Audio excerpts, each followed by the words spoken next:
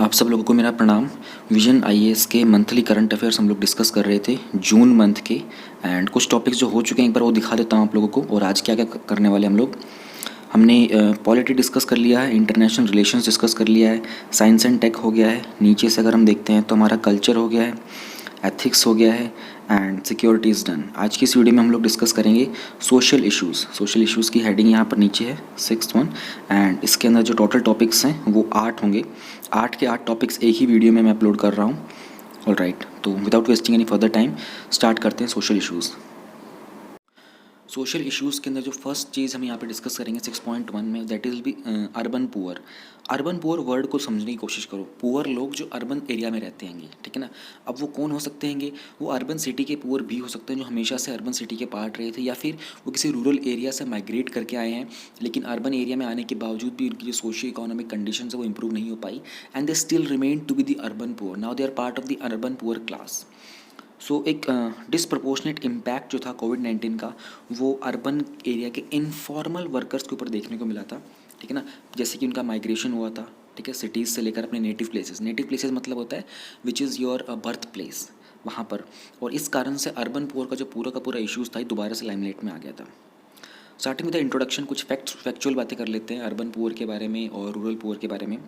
India की जो urban population है वो बहुत रैपिडली ग्रो कर ली है पिछली एक सेंचुरी से, यानी कि पिछले 100 सालों से। अगर हम बात करते हैं 1901 की, तो इंडिया के अंदर 25 मिलियन अर्बन पुअर थे और 110 सालों के अंदर ये डेटा जो था 377 मिलियन के अंदर कन्वर्ट हो गया था।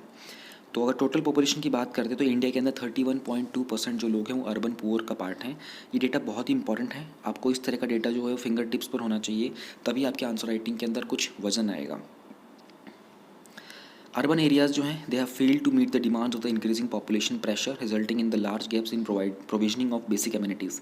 जिस तरीके से अर्बन एरियाज़ के अंदर पॉपुलेशन इंक्रीज़ करती जा रही है, उसी तरीके से अर्बन एरियाज़ की जो एमिनिटीज़ हैं, एमिनिटीज़ का मतलब होता है कि basic needs and facilities that can be provided to the citizens, वो चीज़ें प्रॉपरली उनको प्रोवाइड नहीं की जा रही। इसके कारण एक गैप क्रिएट हो रहा है। मोर पॉपुलेशन, लेस फैसिलिटीज़, जैसे कि ड्रिंकिंग वाटर हो गया, सीवरेज फैसिलिटीज़ हो गया, ट्रांसपोर्टेशन हो गया, एक्सेट्रा हो गया।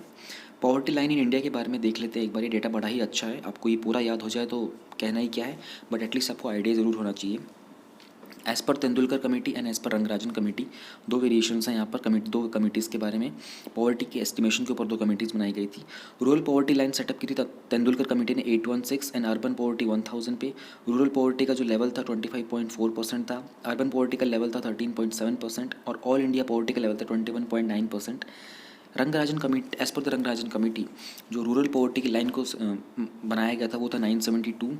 अर्बन पॉवर्टी की लाइन थी 1407 रुपीज़। रूरल पॉवर्टी लाइन था 30.9%। Urban poverty level was 26.4% and all India poverty was 29.5%। I think आपको जो ज़्यादा से ज़्यादा याद करने की चीज़ें हैं वो आप ये 3 सेक्शन याद कर सकते हो। एंड इसमें भी आप नीचे वाला याद कर लीजिए। As per the Rangarajan committee, all India poverty is 29.5%, rural is 30.9 and urban is 26.4%। So these last 3 columns and I think last 3 cells ये बहुत इंपॉर्टेंट है आपके लिए। ये डेटा तो आपको फिंगर टिप्स पर होना ही चाहिए। अर्बन पॉवर्टी को लेकर कुछ इश्यूज़ हैं, ठीक है, कुछ चैलेंजेस हैं और उसके कुछ कॉजेज़ भी देखेंगे हम लोग। फिर गवर्नमेंट ने किस तरीके से इंटरवीन किया है, किस तरीके से हम लोगों ने अर्बन पॉवर्टी को टैकल किया है, हर एक चीज़ के बारे में थोड़ा थोड़ा बात कर लेते हैं। अगर हम इश्यूज़ की बात करें तो अर्बन पॉवर्टी जो है वो मल्टी डायमेंशनल है। देखो मल्टी डायमेंशनल अपने आप में एक कीवर्ड है, ठीक है। इस तरह के वर्ड आपको यूज़ करने चाहिए अपने आंसर राइटिंग के अंदर। बहुत सारी वल्नरेबिलिटीज़, वल्नरेबिलिटी का मतलब क्या होता है कि if you are expose to a threat, ठीक है ना, something that can harm you, that is your vulnerability, आपकी कमज़ोर साइड, आपकी वीकर साइड, ठीक है ना। Some people are vulnerable to emotions, तो अगर आप उनके साथ इमोशनली कुछ इधर उधर थोड़ी भी छेड़खानी करते तो दे सडनली बिकम एक्सपोज्ड। तो उसी तरीके से अर्बन पॉवर्टी को लेकर, पुअर पीपल को लेकर बहुत सारी वल्नरेबिलिटीज़ होती हैं, ठीक है। उनकी सोशल वल्नरेबिलिटी होती है, पर्सनल वल्नरेबिलिटी होती है, हाउसिंग वल्नरेबिलिटी होती है एंड इकोनॉमिक वल्नरेबिलिटी होती है। इन सब के बारे में जान लेते हैं। तो जो 10th 5 ईयर प्लान आया था उसने कुछ टाइप की वल्नरेबिलिटीज़ को आइडेंटिफाई किया था, जो उनको ब्रॉडली क्लासीफाई किया था हम लोगों ने 4 कैटेगरी के अंदर। सबसे पहले देखते हैं हाउसिंग वल्नरेबिलिटी के बारे में। मेजॉरिटी जो अर्बन पुअर है वो generally low quality unhygienic areas में रहते हैं, जिनको हम स्लम्स बोलते हैं। आप लोगों ने स्लम डॉग मिलियनेयर मूवी देखी होगी, आपको पता चल जाएगा कि स्लम्स क्या होते हैं।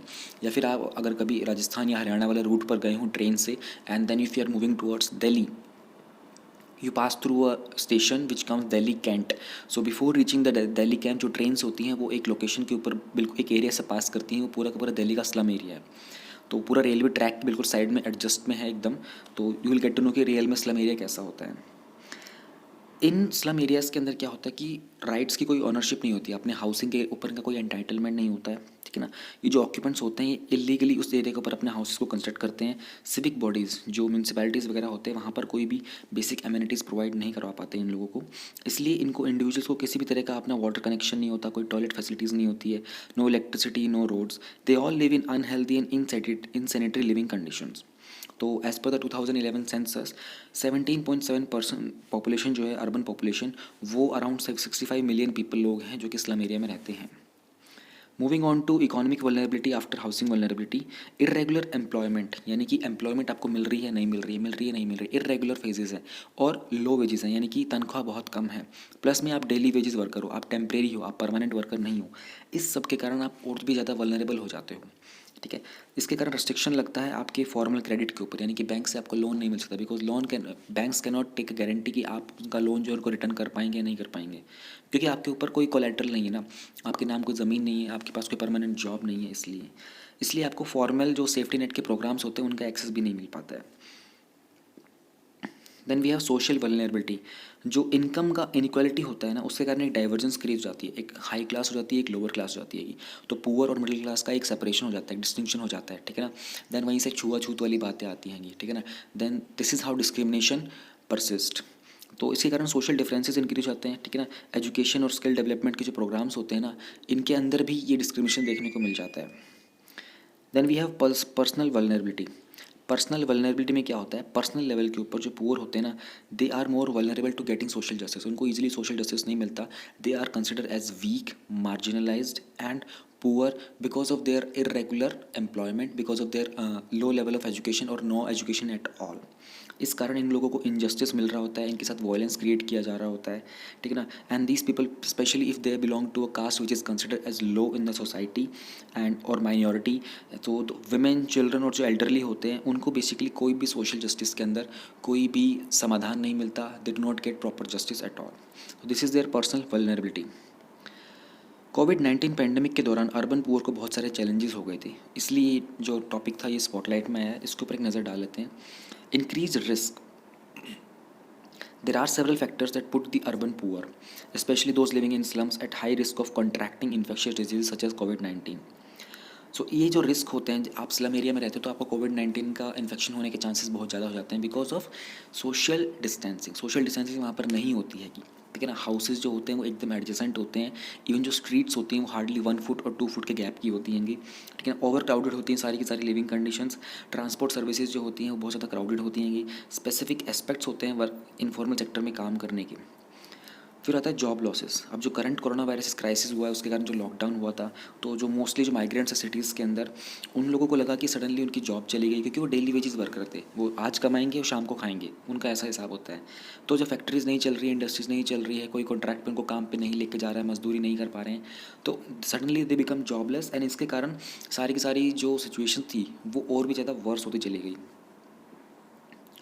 Then they have limited alternatives. एक जो मेजर कॉज ऑफ कंसर्न है वो है state of migrant workers, specially जो सीजनल माइग्रेंट्स होते हैं. बेसिकली जब ये अपने नेटिव एरिया में रह रहे होते हैं, अपने रूरल एरिया में रह रहे होते हैं, वहाँ जब एग्रीकल्चर का सीज़न होता है तो अपने वहाँ पर काम करते हैं, अपनी खेती वगैरह का काम करेंगे. बट जब सीज़न ऑफ हो जाएगा तो ये सिटीज़ की तरफ मूव कर जाते हैं काम की खोज में.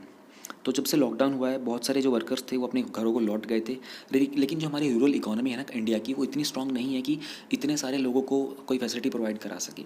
इवन जो मनरेगा है ना, मनरेगा की भी कैपेसिटी इतनी नहीं है कि हर एक इंसान जो अपने, देखो मनरेगा के अंदर जो काम मिलता है ना वो पंचायत के थ्रू मिलता है. तो अगर एक गाँव के अंदर सडनली लोगों की काउंट जो बढ़ जाएगा, जो क्वान्टिटी बढ़ जाएगी, तो मनरेगा की कैपेसिटी नहीं है कि इतने सारे लोगों से काम करवाया जा सके. Now comes public transfer and other assistance. Ensuring कि फूड आइटम्स और एसेंशियल सप्लाइज जो हैं जैसे कि मेडिसिन वगैरह हो गए ये इन वल्नरेबल सेक्शन तक पहुँचे, ये अपने आप एक बहुत बड़ा चैलेंज रहा था. गवर्नमेंट ने रिस्पॉन्ड किया था इस क्राइसिस के अंदर, कुछ सोशल प्रोटेक्शन स्कीम्स को लॉन्च किया था. इन लोगों को फ्री LPG रिफिल्स प्रोवाइड किए गए थे, ग्रेन्स, अनाज वगैरह, दालें वाले प्रोवाइड किए थे. लेकिन बहुत सारा लार्ज सेक्शन था ना जो अर्बन पॉपुलेशन का, जिसमें अर्बन के इनफॉर्मल वर्कर्स भी इंक्लूड होते हैं, वो अभी भी गवर्नमेंट की जो बेनिफिट्स थे ना उसके स्कोप से बाहर रह गया था. Reason, want of documents. Then comes lack of social protection for urban poor. जो 70% सोशल प्रोटेक्शन बेनिफिशरीज है ना, वो सारे के सारे रूरल इंडिया के अंदर है, ठीक है ना। लेकिन एक अर्बन इकॉनमी है वो ग्रो कर रही है, जिसके कारण एक फेयर अमाउंट ऑफ मोबिलिटी होती है रूरल एरिया से अर्बन एरिया की तरफ। मोबिलिटी मतलब मूवमेंट होती है कि, तो जो नीड होती है ना एक मोबाइल और अर्बन इंडिया की, वो अभी तक एड्रेस कर नहीं पाए हम लोग। जैसे कि अर्बन एरिया के अंदर आप मनरेगा जैसे स्कीम को लॉन्च नहीं कर पाए हो, ठीक है ना। पीएम किसान जैसी स्कीम है, ये रूरल एरिया के अंदर तो है, लेकिन अगर वो इंसान रूरल एरिया से और मूवमेंट करके, यानी कि अगर मूव करके माइग्रेट करके एक अर्बन एरिया में आ जाता है, तो उसके ऊपर ये स्कीम कैसे लागू होगी, क्योंकि ये स्कीम तो होती है आपके पर्टिकुलर नेटिव प्लेस में होती है, वहीं पर इनके एसोसिएटेड ऑफिसेज होते हैं जहाँ पर इनको आपको काम मिलेगा। तो ये चीज़ हम लोग अभी तक एड्रेस नहीं कर पाए हैं, इसी कारण एक लैक है हमारे सोशल प्रोटेक्शन के अंदर अर्बन पुअर के लिए। Then comes government interventions for the urban poor. सरकार ने कैसे इंटरवीन किया है अर्बन पुअर की सिचुएशन के ऊपर। Ministry of housing and urban poverty elevation MOHUPA, ये नोडल एजेंसी है। नोडल एजेंसी का मतलब होता है रिस्पॉन्सिबल एजेंसी, जिसका काम है इन अर्बन पुअर की डेवलपमेंट पे काम करना, ठीक है। तो कुछ स्कीम्स हैं जिनको बहुत सारी सिचुएशंस में अगर एड्रेस करें तो बहुत सारी वल्नरेबिलिटीज़ होती हैं अर्बन पुअर की, जिनको एड्रेस किया जा सकता है। जैसे कि सबसे पहले है प्रधानमंत्री आवास योजना, ये अर्बन प्रोग्राम। देखो प्रधानमंत्री आवास योजना ग्रामीण भी है और शहरी भी है, अर्बन और रूरल दोनों ही है। तो अर्बन को लॉन्च किया गया था MOHUPA, यानी कि ministry of housing and urban poverty elevation के द्वारा, ठीक है। इसका टारगेट है कि सभी के लिए हाउसिंग प्रोवाइड करनी है 2022 तक, ये टारगेट है हमारा। मिशन का काम है कि किस तरीके से हम लोग अर्बन पुअर को, जिसमें स्पेशली स्लम ड्वेलर्स भी इंक्लूड होंगे, इन सबको कैसे हम लोग हाउसिंग प्रोवाइड करेंगे। रिसेंटली गवर्नमेंट ने एक स्कीम अप्रूव की थी जिसका नाम था developing of affordable rental housing complexes urban migrants के लिए। बेसिकली जो लोग रूरल एरिया से लेकर अर्बन की तरफ माइग्रेट करके आते हैं, उन लोगों को अफोर्डेबल रेट्स के ऊपर हम लोग हाउसेस प्रोवाइड करेंगे। हाउसेस का मतलब होता है कि वो इतना अफोर्डेबल होगा, उनको महीने में 200-300 रुपये दे करके वो रह सकते हैं वहाँ पर। Then comes to address the economic vulnerability. Ministry of housing and urban poverty elevation ने एक DAYNULM, that is Deen Dayal Antyodaya योजना, नेशनल अर्बन लाइवलीहुड मिशन, ये एक सेंट्रली स्पॉन्सर्ड स्कीम है। इसको लॉन्च किया था ताकि इनकी पॉवर्टी को रिड्यूस किया जा सके, अर्बन पुअर हाउस होल्ड्स की। ये 2013 से चल रही है। ये मिशन कवर करता है स्टैट्यूटरी टाउन्स को भी, और जो स्टैट्यूटरी टाउन्स है इनका डिसीजन जो है वो स्टेट लेता है। स्टेट डिसाइड करता है कि जो भी उनकी लोकल नीड है और जो भी उनकी कैपेबिलिटी है उसके अकॉर्डिंग। इसके अलावा आता है स्ट्रीट वेंडर्स का, protection of livelihood and regulation of street vending act 2014। इसका एम है जो अर्बन स्ट्रीट वेंडर्स होते हैं ना, जो गलियों के अंदर काम करते हैं, जो रेहड़ी वाले जो लोग होते हैं, सब्जी बेचने वाले हो गए, कोई छोटे मोटे फ्रूट्स वगैरह बेचते हैं, एंड बाकी जो रेहड़ियाँ लगा के रहते हैं, उन लोगों के लिए उनकी वेंडिंग एक्टिविटीज़ के ऊपर कैसे उनकी पॉवर्टी को एलिवेट करने में काम करना है। अभी तक 33 स्टेट्स और यूनियन टेरिटरीज, टोटल 33 स्टेट्स नहीं है, 33 states and union territory total मिला करके इन्होंने अभी तक इस स्कीम को नोटिफाई कर दिया है। मेघालय ने नहीं किया था क्योंकि मेघालय के पास खुद का एक स्ट्रीट वेंडर्स एक्ट है। अब ये बड़ा ही अच्छा प्रीलिम्स का पॉइंट है, आपको नोट डाउन कर लेना चाहिए कि मेघालय एक ऐसा स्टेट है उसके बाद खुद का एक स्ट्रीट वेंडर्स एक्ट है। Now to address the social vulnerability, Pradhanmantri Jeevan ज्योति बीमा योजना, प्रधानमंत्री सुरक्षा बीमा योजना और अटल पेंशन योजना, ये सारी की सारी जो है अनऑर्गेनाइज सेक्टर्स के लिए हैं, ताकि पुअर्स जो है पूरी की पूरी कंट्री के अंदर, इवन जो रूरल एरियाज़ में होते हैं, उन सबको कुछ नेट इंश्योरेंस मिल सके, कुछ पेंशन प्रोवाइड की जा सके। तो ये कुछ स्कीम्स हैं, आपको पता होनी चाहिए, प्रीलिम्स पॉइंट ऑफ व्यू से इन स्कीम के बारे में डिटेल में पता होना चाहिए। मोर रिसेंटली प्रधानमंत्री श्रम योगी मानधन योजना, एक पेंशन स्कीम है अनऑर्गेनाइज वर्कर्स के लिए, इसको रिसेंटली लॉन्च किया गया था। Now we come to the point कि इस तरह की अर्बन पॉवर्टी को टैकल कैसे करना है, हैंडल कैसे करना है, इसे कम कैसे करें, रिड्यूस कैसे करें। कोविड-19 ने फोर्स किया है कि एक इम्बैलेंस्ड ग्रोथ प्लानिंग की तरफ ध्यान दिया जाए, ठीक है। सिटीज़ के अंदर कैसे ये सब चीज़ें काम कर रही हैं, और जो इम्पोवरिश्ड अर्बन पॉपुलेशन है इसके ऊपर नज़र डालो एक बार, ये क्या हो क्या रहा है। तो गवर्नमेंट का फोकस गया है, पब्लिक का फोकस गया है। ऐसे सिनेरियो के अंदर कुछ सजेशंस दिए गए थे जिनको अगर हम लोग इम्प्लीमेंट करते हैं तो इस परसिस्टिंग का मतलब होता है कि जो बहुत लंबे समय से चल रहा हो, ठीक है ना, इस चैलेंज को हम लोग टैकल कर सकते हैं। तो पहला एक पॉइंट जो बताया गया वो है कि reform the urban governance, urban area के अंदर जो सरकार का चाल चलन है उसको रिफॉर्म करो, ऑलराइट, रीबिल्ड करो अर्बन गवर्नेंस के मॉडल को। उसके लिए कुछ फॉलोइंग पिलर्स दिए गए। अब ये बड़े अच्छे कीवर्ड्स हैं, इनको नोट डाउन कर लो। नॉट जस्ट सोशल इश्यूज़, कहीं पर भी यूज़ कर सकते हो, जो चीज़ें मैं ऐसे बताता रहता हूँ ना, कहीं पर भी यूज़ हो सकती हैं, वो एक तरीके से यूनिवर्सल टाइप की चीज़ें हैं, इनको नोट डाउन कर लिया करो। ज़रूरी नहीं है सोशल इश्यूज़ का टॉपिक पढ़ रहे हो तो यहीं पर पढ़ोगे, तो इस टॉपिक को ना जनरली वैसे भी लोग नहीं पढ़ते हैं। अगर आप यहाँ तक पहुँच रहे हो ना, तो ट्रस्ट मी, आप बहुत सिंसियरली प्रिपेयर कर रहे हो, and you have the guts कि आप इस एग्ज़ाम को बहुत ही अच्छे मार्क्स से क्लियर कर सकते हो। लोग सोशल इश्यूज़ की वीडियोस देखते नहीं है, मैं देखता रहता हूँ ना, पॉलिटी देख लेंगे, इंटरनेशनल रिलेशन देख लेंगे और एक इकोनॉमी और साइंस एंड टेक देख लेते हैं। Culture, ethics, security, social issues इनको देखते ही नहीं ये लोग, पता नहीं क्यों, उनको लगता है एग्ज़ाम में आएंगे ही नहीं। सो इन टॉपिक्स के ऊपर ध्यान देना बहुत ज़्यादा इंपॉर्टेंट हो जाता है।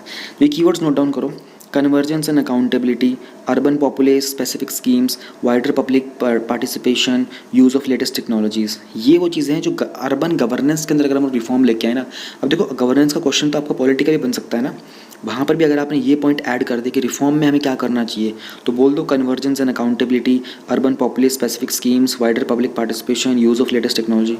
क्या बुराई है? Now we have to build a credible database. ठीक है, एक नेशनल माइग्रेंट डेटाबेस जिसको अनाउंस किया था नेशनल डिजास्टर मैनेजमेंट अथॉरिटी ने, वो एक स्टेप लिया गया था इस डायरेक्शन के अंदर। हमको ज़रूरत है कि उनकी स्किल्स को मैप करना, कितने स्किलफुल वाले, कितने लोग जो हैं जो सिंपल मजदूरी करते हैं, कितने लोग जो कारपेंट्री का काम जानते हैं, how many people are there who know about electricity, plumbing and everything. उनकी मैपिंग करना बहुत इंपॉर्टेंट है। अगर हमारे पास ऐसा डेटाबेस होगा तो उनके लिए, पॉलिसी मेकर्स के लिए आसान हो जाएगा कि वो इनके लिए अच्छे से स्कीम बना सके। Decentralized urban growth, urban planning को इस तरीके से डिसेंट्रलाइज करना चाहिए कि जो फोकस है वो स्मॉलर सिटीज़ और टाउन्स के ऊपर भी जाए। ऐसा नहीं कि दिल्ली अगर देश की कैपिटल है, दिल्ली, मुंबई, कोलकाता, चेन्नई, ये 4 मेजर सिटीज़ अगर हमारे आते हैं, या फिर और कोई मेजर सिटीज़ के नाम ले लो, तो सिर्फ मेजर सिटीज़ के अंदर ही अर्बन पॉपुलेशन का ग्रोथ बढ़ता जा रहा है, अर्बन पुअर्स का। अगर वो है तो उसका डिस्ट्रीब्यूशन प्रॉपर होना चाहिए, हर एक सिटी के अंदर एक नॉमिनल फैक्टर होना चाहिए वहाँ पर, ताकि वहाँ पर स्कीम्स का इम्प्लीमेंटेशन बहुत अच्छे से किया जा सके, उनका डेटाबेस भी मेंटेन रहेगा, तो ये वाली चीज़ काम की जाएगी। Strengthening of ULBs, ULB होती हैं urban local bodies. Change the status to allow municipal corporations to plan for the entire city even if the development of certain area falls under parastatals. यहाँ पर हमारे लिए जानना बहुत इंपॉर्टेंट है कि पैरास्टेटल्स क्या होते हैं। देखो, पैरास्टेटल जो होता है ना, वो एक स्टेट ऑन एंटरप्राइज होता है या फिर एक गवर्नमेंट ऑन एंटरप्राइज होता है, एक बिजनेस एंटरप्राइज होता है जहाँ पर गवर्नमेंट या फिर स्टेट, उनका बहुत सिग्निफिकेंट कंट्रोल होता है। ठीक है, फुल मेजॉरिटी हो सकती है, फिर सिग्निफिकेंट माइनॉरिटी हो सकती है उसकी ऑनरशिप के अंदर। ठीक है, तो ये कहना चाह रहे हैं कि भैया आप लोगों को जो म्यूनिसिपल कॉर्पोरेशन की प्लानिंग होती है ना, उसका स्टेटस चेंज करना पड़ेगा। उनको पूरी की पूरी सिटी का स्टेटस प्लान करने के लिए दे दो, लिमिटेशंस मत दो। अगर इवन उनको पैरास्टेटल जो एरियाज़ होते हैं वहाँ पर भी डेवलपमेंट करनी है, वहाँ पर भी दो उनको। तो अर्बन लोकल बॉडीज़ को स्ट्रेंथनिंग दो, उनकी थोड़ी सी रिस्पॉन्सिबिलिटी बढ़ाओ, उनको ज़्यादा पावर दो, ज़्यादा अथॉरिटी दो। Then come enhance the municipal budgets, जैसे कि साउथ अफ्रीका और ब्राज़ील के अंदर। Why? To bring in equalization grants, जिसमें क्या होता है कि म्यूनसिपल कॉरपोरेशंस कुछ भी एक्सेस कर सकती हैं डेवलपमेंट वर्क के अंदर। ठीक है ना, जिस भी काम को कैरी आउट करना चाहती है, उनको पानी के लिए काम करना है, पानी के लिए काम कर सकती हैं। They just need to take the budget और पानी वाली चीज़ पे काम कर सकते हैं। आपको स्पेसिफिक एक एक टास्क के लिए मनी अलॉट नहीं करना है, you overall give up money and let them decide, उनको उतनी अथॉरिटी दो। Then comes improving life in rural areas. So, in order to control the large-scale migrants from rural to urban areas, the current state of the rural infrastructure must be addressed. यानी कि कहना चाह रहे हैं कि लोगों का माइग्रेशन ज़्यादा इसलिए क्योंकि रूरल एरिया के अंदर इंफ्रास्ट्रक्चर भी इतना अच्छा नहीं है। तो वहाँ के इंफ्रास्ट्रक्चर को भी अगर हम एड्रेस करेंगे तो बहुत हद तक हम लोग इस माइग्रेशन के इशू को भी टैकल कर सकते हैं। Address health and social vulnerability, learning from COVID pandemic. This should be incorporated to focus on the social determinants of healthcare by creating a robust, equitable and sustainable infrastructure that should be inclusive for all the levels of society and ensure strong grassroots levels partnership with communities. Simple सी बात है, ये कहना चाह रहा है robust, equitable और sustainable infrastructure होना चाहिए हमारे। अब कहने के तो रूरल एरिया में होना चाहिए, लेकिन ये अर्बन में भी कमी है हमारे पास, तो अर्बन में भी होना ही चाहिए। ठीक है, इस तरह के अगर इंफ्रास्ट्रक्चर हमारे पास ऑलरेडी अवेलेबल होंगे ना, तो जो मूवमेंट होगी, जो डिपेंडेंसी होती है ना, स्पेशली उन लोगों की जो रूरल से अर्बन की तरफ माइग्रेट करते हैं, उनकी डिपेंडेंसी होती है कि वो अर्बन की तरफ शिफ्ट करेंगे, because they also crave to have a better social economic life and a livelihood. वो चीज़ हमारी कम हो जाएगी, हम लोग एक इंक्लूसिव लेवल के ऊपर, एक हार्मोनाइज्ड वे के अंदर अपनी सोसाइटी को सस्टेन कर पाएंगे। Now there is a demand for the national urban employment guarantee programme. क्या चीज़ है ये? कुछ low budgetary provisions, poor human resource और less empowered urban local bodies के कारण हमारे एनवायरनमेंट के अंदर ऐसे कुछ चैलेंजेस क्रिएट हो चुके हैं जहाँ पर हम लोग बेटर लिविंग कंडीशंस प्रोवाइड नहीं कर पा रहे हैं। इवन हर एक को तो क्या, हम किसी को भी एक बेटर लिविंग कंडीशंस प्रोवाइड नहीं कर पा रहे हैं। इसलिए कोविड-19 के कारण जो जॉब लॉसेस थे अर्बन एरियाज़ के अंदर, वो सडनली बहुत बढ़ गए थे। इसी बैकड्रॉप के अंदर एक डिमांड उठी है कि एक national urban employment guarantee programme होना चाहिए। कीवर्ड पकड़ो यहाँ पर, ठीक है, जंप मत करो आगे, कीवर्ड पकड़ो। नेशनल लेवल पर होना चाहिए, एम्प्लॉयमेंट की गारंटी दे, एक ऐसा अर्बन एरिया में एक प्रोग्राम होना चाहिए। दोबारा से फोकस करो, national urban employment guarantee programme, national level के अकॉर्डिंग यानी कि पूरे कंट्री के अंदर अर्बन एरिया के अंदर गारंटी दे जो कि एम्प्लॉयमेंट की, ऐसा एक प्रोग्राम होना चाहिए। इसकी डिमांड उठ के आई है। तो इस तरह के प्रोग्राम के बेनिफिट्स क्या होंगे? पहली बात तो जो भी अंडर एम्प्लॉयमेंट और लो वेजेस का इशू होता है ना इनफॉर्मल अर्बन वर्कफोर्स के द्वारा, उस सबको एक एड्रेस करने का मौका मिल जाएगा।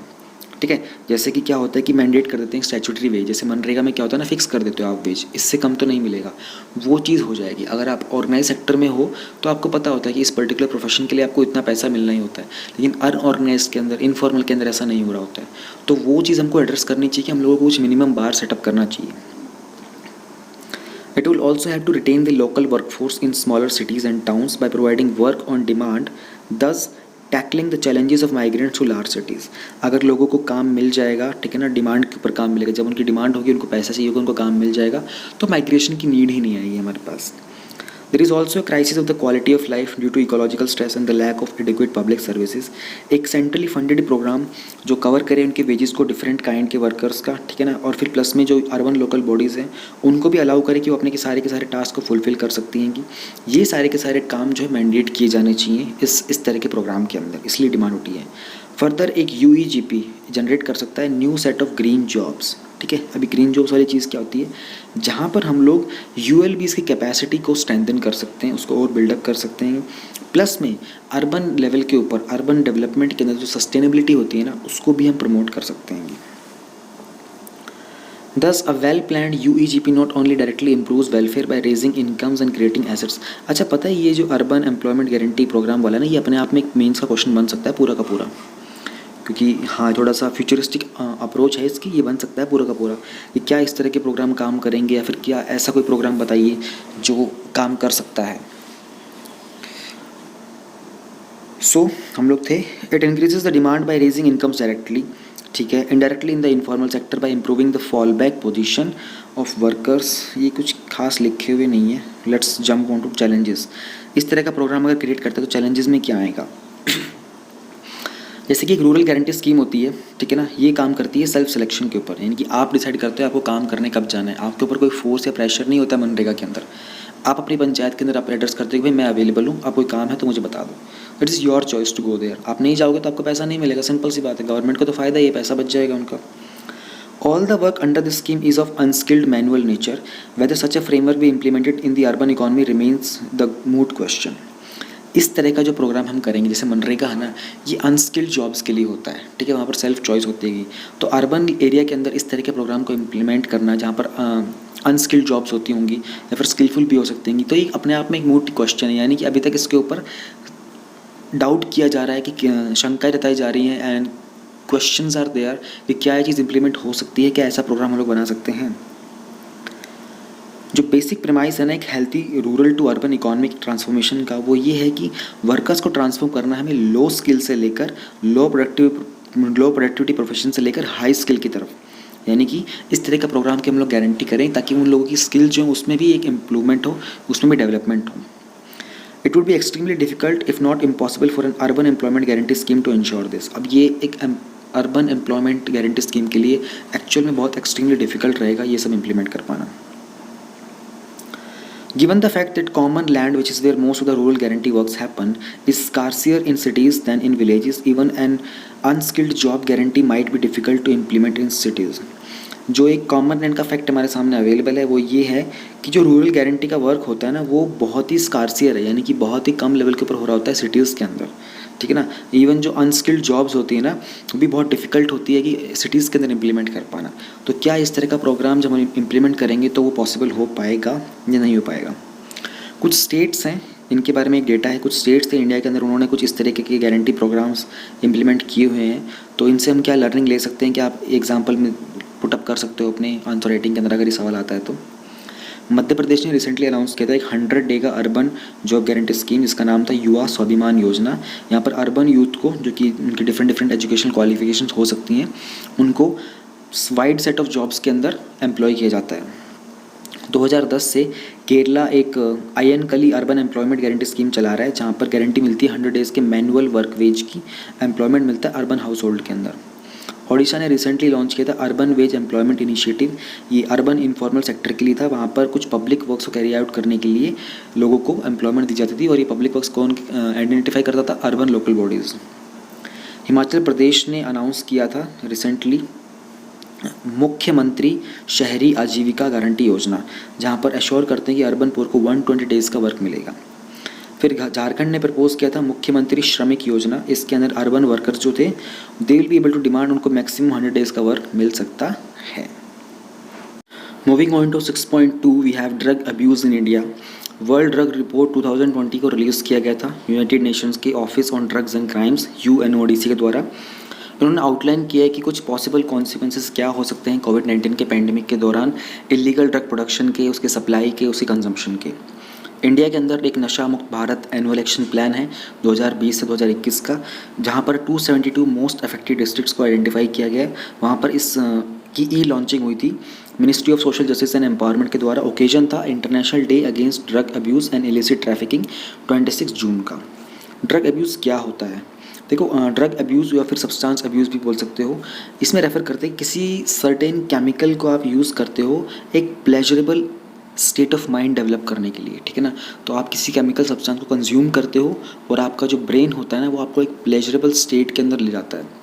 तो आपको बहुत अच्छा लग रहा होता है, यू फील आपके सारे tensions, worries and everything drops down, you feel very light and एक एनलाइटनमेंट वाली फीलिंग आ रही होती है। सब्सटेंस ऑफ अब्यूज़ क्या हो सकते हैं? उसमें हो सकता है आपका अल्कोहल हो गया, ओपिएट्स हो सकते हैं, कोकेन हो सकता है, और एफ्टामाइंस हो सकते हैं, हेलुसिनोजेंस हो सकते हैं, prescription and over the counter drug abuse. World drug report 2020 की फाइंडिंग्स देख लेते हैं एक बार। ड्रग यूज़ जो है ये राइज़ के ऊपर है, ठीक है ना। ओवरऑल जो नंबर्स थे प्रोपोर्शन में और वर्ल्ड की पॉपुलेशन के अंदर वो राइज़ कर रहे हैं। 35 million people are suffering from this drug use disorders and over 5.5 lakh deaths were attributed in 2017। 2017 में 5.5 लाख के आसपास डेथ हुई थी ड्रग यूज़ से। जो ड्रग का ट्रांजिशन है, ड्रग के यूज़ का जो ट्रांजिशन है वो मोस्टली उन एरियाज़ में देखने को मिल रहा है जहाँ पर सोशियो इकोनॉमिक स्टेटस बहुत लो है। और अगर पिछले पास्ट 2 डेकेड्स की बात करें, पिछले 20 सालों की बात करें, तो जो ड्रग का यूज़ है ना वो बहुत रैपिडली इंक्रीज़ हुआ है डेवलपिंग कंट्रीज़ के अंदर। तो इंडिया डेवलपिंग कंट्रीज़ है, ऐसी कंट्रीज़ के अंदर। डेवलप्ड कंट्रीज़ के अंदर इनका ये जो ड्रग यूज़ था वो इंक्रीज़ नहीं हुआ था। लेकिन अगर हम बात करते हैं कि डेवलप कंट्रीज़ के अंदर ये बहुत वाइडली स्प्रेड है ऑलरेडी। और अगर हम ड्रग यूज़ की बात करते हैं वो बहुत हाई है अर्बन एरियाज़ के अंदर, रूरल एरिया से ज़्यादा। तो रूरल एरियाज़ में ड्रग यूज़ इतना नहीं होता जितना अर्बन एरियाज़ के अंदर होता है, और ये चीज़ दोनों ही जगह पर है, डेवलप्ड कंट्रीज़ में भी और डेवलपिंग कंट्रीज़ में भी। कैनबिस जो है ये मोस्ट यूज सब्सटेंस है वर्ल्ड वाइड 2018 के अकॉर्डिंग, और जो ओपियोइड्स हैं ये अब तक का मोस्ट हार्मफुल है। ड्रग मार्केट जो है ये बहुत ही कॉम्प्लेक्स बनता जा रहा है। प्लांट बेस्ड सब्सटेंसेस होते हैं जैसे कि कैनबिस हो गया, कोकीन हो गया, हीरोइन हो गया, इनको जॉइन किए रहते हैं 100 ऑफ सिंथेटिक ड्रग्स के साथ। तो बेसिकली बहुत सारे प्लांट वाले तो हैं नेचुरली जो अवेलेबल हो जाते हैं, इसके साथ साथ सिंथेटिक ड्रग्स भी होते हैं, ठीक है ना, which may not under international control, यानी कि इंटरनेशनल कंट्रोल के अंडर नहीं होते हैं, कि सिंथेटिक ड्रग्स को आप डिफरेंट तरीक़ों से बना सकते होगे। So I have known a person जो इवन ये जो अपना वो होते हैं ना, हमारे बचपन में हम लोग की जो वाइटनर आया करते थे, हम लोग पेन से कुछ लिख देते हैं तो उसको मिटाने के लिए वाइटनर यूज़ करते हैं ना। तो पहले ना वाइटनर की तो बोटल्स आया करती थी, उसका एक डाइल्यूटर आया करता था। तो जो वाइटनर आपका जो था बहुत गाढ़ा हो जाएगा था तो आप डाइल्यूटर यूज़ करते थे। तो दैट पर्सन, वो इंसान उस डाइल्यूटर को यूज़ करके भी ड्रग्स वाले नशे करता था। And even there are people जो लोग ये जो हमारी एल्फी आती है ना, फेविक्विक जैसी जो आती है, उसके भी नशे करते हैं। So there are many medium synthetic drugs जो होती हैं बहुत टाइप्स की होती हैं। फिर एक जो फार्मास्यूटिकल ड्रग्स होती है ना, इनका नॉन मेडिकल यूज़ भी बहुत बढ़ता जा रहा है। मेडिकल यूज़ तो यही होता है ना कि आप मेडिसिन पर्पज़ के लिए यूज़ करते हो, लेकिन इनका एक नॉन मेडिकल यूज़ है जो बहुत बढ़ता जा रहा है।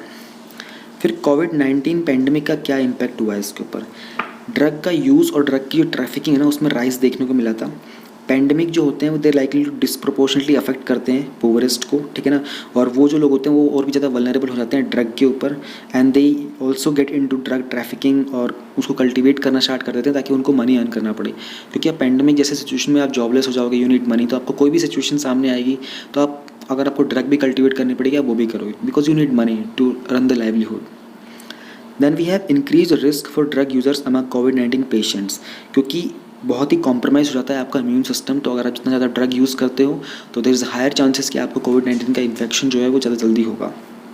And then there are alternative trafficking routes, alright. जैसे कि अगर आप जब पैंडमिक था तो सोशल डिस्टेंसिंग को मेंटेन करने के लिए सब कुछ लॉकडाउन पे था, तो it came into the notice of the authorities की जो पीपल थे they started taking maritime routes trafficking के लिए, एक जगह से दूसरी जगह डिलीवर करने के लिए मरीन रूट्स का सहारा लेना स्टार्ट कर दिया था लोगों ने। Reduced access to the drug disorder treatment due to lockdown measures, drug के डिसऑर्डर ट्रीटमेंट के अंदर एक्सेस जो था वो बहुत रिड्यूस होता दिखाई दिया था। अब इंडिया स्पेसिफिक देख लेते हैं, ड्रग अब्यूज़ इंडिया के अंदर कैसे प्रिवेल कर रहा है। UNODC की 2020 की रिपोर्ट के मुताबिक इंडिया अमंग उन कंट्रीज़ में है जहाँ पर हाईएस्ट इलिसिट का मतलब होता है इलीगल कल्टीवेशन होता है और कैनबिस का प्रोडक्शन भी होता है। ये रिपोर्ट है 2010 से 2017 की। 2010 के अंदर इंडिया ने टॉप किया था, यहाँ पर साउथ एशिया में सबसे लार्जेस्ट सीज़ किया गया था कैनबिस, जिसकी अमाउंट थी 266.5 टन्स। और जो रिपोर्ट सबमिट की गई थी एम्स के द्वारा 2019 के अंदर, अल्कोहल जो है most common psycho active substance है जिसको यूज़ करते हैं इंडियंस, और उसके बाद कैनबिस आता है, फिर ओपियोइड्स होते हैं। तो इंडिया के अंदर जो वर्स्ट अफेक्टेड रीजन्स हैंगे वो है north east India, specially Manipur की बात करें तो, और नॉर्थ वेस्ट की अगर हम बात करें तो पंजाब जो है बहुत ज़्यादा वर्स्ट अफेक्टेड है। पंजाब के बाद फिर मुंबई भी आ जाता है, फिर दिल्ली भी आता है, और अब तो हरियाणा भी काउंट होता है। कॉजेज़ ऑफ ड्रग अब्यूज़ के कॉजेज़ क्या क्या हो सकते हैं। पहली बात तो जियोग्राफिकल लोकेशन। इंडिया एक लिंक कंट्री है दो मेजर ओपियम प्रोड्यूसिंग रीजन्स के बीच में वर्ल्ड के। कौन से रीजन से? एक है गोल्डन ट्रायंगल और एक है गोल्डन क्रेसेंट। यहाँ पर आप मैप में देखिए, आपको दिख जाएगा, ये है गोल्डन क्रेसेंट, आपको दिख रहा है। क्रेसेंट बोलते हैं वो जो कटा हुआ सा मून होता है ना, उस शेप को क्रेसेंट बोला जाता है। तो ईरान हो गया, अफगानिस्तान हो गया, ये ओपियम प्रोड्यूसिंग रीजन्स होंगे। और फिर इंडिया के यहाँ पर बनता है बे ऑफ बंगाल के साइड में, इसको बोलते हैं म्यांमार, लाओस, वियतनाम, थाईलैंड। यहाँ पर भी ओपियम की प्रोडक्शन बहुत ज़्यादा होती है। ये जो है ये है ओपियम ट्राइंगल, गोल्डन ट्राइंगल भी बोल सकते हो आप। तो इंडिया इन दोनों के बीच में पड़ जाता है पहली बात तो, इसलिए यहाँ पर इंडिया के अंदर भी ट्रैफिकिंग बहुत हाई होती है। प्लस में जो कोस्टल स्टेट्स हैं दे आर मोर ससेप्टेबल कि मैरीटाइम जो ड्रग ट्रैफिकिंग होती है ना, क्योंकि कोस्टल एरियाज में एक्सपोजर के ऊपर होते हैं, ट्रैफिकिंग का रूट जो होता है ना, ये सारा का सारा जो बिम्स्टेक रीजन है उसकी बहुत क्लोज प्रॉक्सिमिटी है चाइना के साथ, ठीक है ना। और चाइना जो है वर्ल्ड के अंदर फार्मा सेक्टर का लीडिंग कंट्री है, तो बहुत ही वल्नरेबल होते हैं ये सारे के सारे। इसलिए जो डाइवर्जन होता है ट्रैफिकिंग का होता है फार्मास्यूटिकल ड्रग्स का, वो इन एरिया में ज़्यादा देखने को मिलता है। ये थे जोग्राफिकल लोकेशन जिसके कारण ड्रग अब्यूज़ बढ़ता जा रहा है।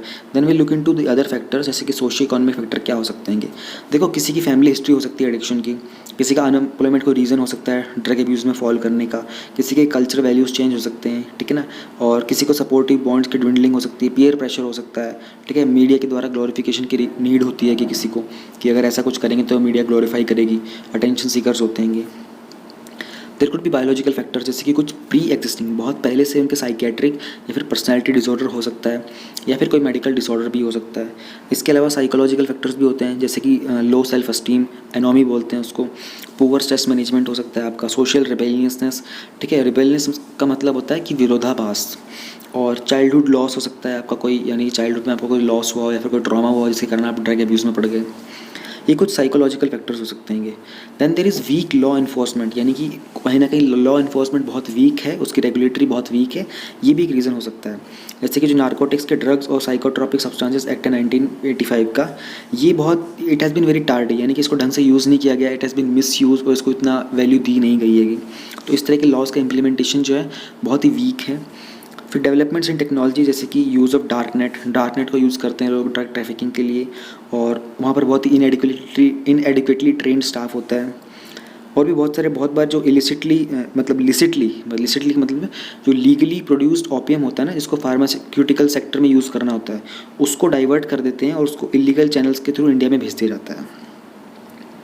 इम्पैक्ट क्या होता है ड्रग अब्यूज़ का, अब ये बड़ा इंपॉर्टेंट चीज़ है। Threat to the demographic dividend, जो ड्रग यूज़र्स होते हैं इनका जो एज ग्रुप होता है वो होता है 18 से 35 ईयर, और जो लॉस होता है in terms of human potential वो तो इनकैलकुलेबल होता है, कि ये वो एज होती है जहाँ पर जो आपकी वर्केबल एज होती है। यहाँ पर you have opportunities, you have the potential to seek new heights in the life, और यहाँ पर अगर आपका लॉस होने लग जाता है ड्रग अब्यूज़ के कारण, तो दिस इज़ इनकैलकुलेबल, यानी कि कैलकुलेट ही नहीं कर सकते। फिर इसका इम्पैक्ट फैमिली के ऊपर बहुत होता है। ड्रग अब्यूज़ की जो प्रॉब्लम्स होती है ना, आपके इंटरपर्सनल रिलेशंस को ख़राब कर देती हैं, फैमिली के अंदर इंस्टेबिलिटी आ जाती है, चाइल्ड अब्यूज़ स्टार्ट कर देते हैं, इकोनॉमिक इनसिक्योरिटी फॉर्म हो जाती है, स्कूलिंग से डिप्राइव हो जाते हैं बच्चे, and so many things happen. There is a very strong link between injecting the drug use and उसके कारण किस तरीके से HIV और एड्स फैलता है, क्योंकि आप इंजेक्शन का यूज़ करते हो ना, you use those pins inject करने के लिए, तो उसके कारण HIV एड्स का फैलना भी बहुत हाई बन जाता है। Then there is illegal nature of drug trafficking, जिसके कारण they are very prone to money laundering और टेरर फाइनेंसिंग। मनी लॉन्ड्रिंग कई बार पढ़ चुके हैं हम लोग। मनी लॉन्ड्रिंग का सिंपल सा मतलब होता है डर्टी मनी को वाइट मनी में कन्वर्ट करना और उसको फिर इलीगल पर्पसेस के लिए यूज़ करना। तो वो भी कहीं ना कहीं इलीगल नेचर है ड्रग ट्रैफिकिंग की। लीगल फ्रेमवर्क देख लेते हैं और किस तरह के स्टेप्स लिए गए गवर्नमेंट के द्वारा इस तरह के ड्रग मैनेज को कंट्रोल करने के लिए। आर्टिकल 47 जो है हमारे कॉन्स्टिट्यूशन का, वो it provide that state shall endeavour to bring about prohibition of the consumption except for medicinal purposes of intoxicated drinks and of drugs which are injurious to health. ऐसे medicinal ऐसे कोई drugs या फिर ऐसी कोई drinks जो कि आपकी हेल्थ के लिए इंटॉक्सिक हो सकते हैं, उन चीज़ों के ऊपर स्टेट को यानी कि कंट्री को बैन लगा देना चाहिए, उनको प्रोहिबिट कर देना चाहिए, एक्सेप्ट कि अगर उनका कोई मेडिसिनल यूज़ है वहाँ पर यूज़ करो, अदरवाइज इनको पब्लिक यूज़ के लिए, इंडिविजुअल यूज़ के लिए बैन कर देना चाहिए। फिर हमारे पास एक नारकोटिक्स ड्रग और साइकोट्रॉपिक सब्सटेंसेस एक्ट है 1985 से। इसको इनेक्ट किया जाता है ताकि किस तरीके से हम लोग जो भी ये नारकोटिक ड्रग्स होते हैं, साइकोट्रॉपिक सब्सटेंसेस होते हैं, इन सबको कंट्रोल करना है, इन सबको रेगुलेट करना है। इसी के अंडर हम लोगों ने सेटअप किया हुआ है नारकोटिक्स कंट्रोल ब्यूरो NCB।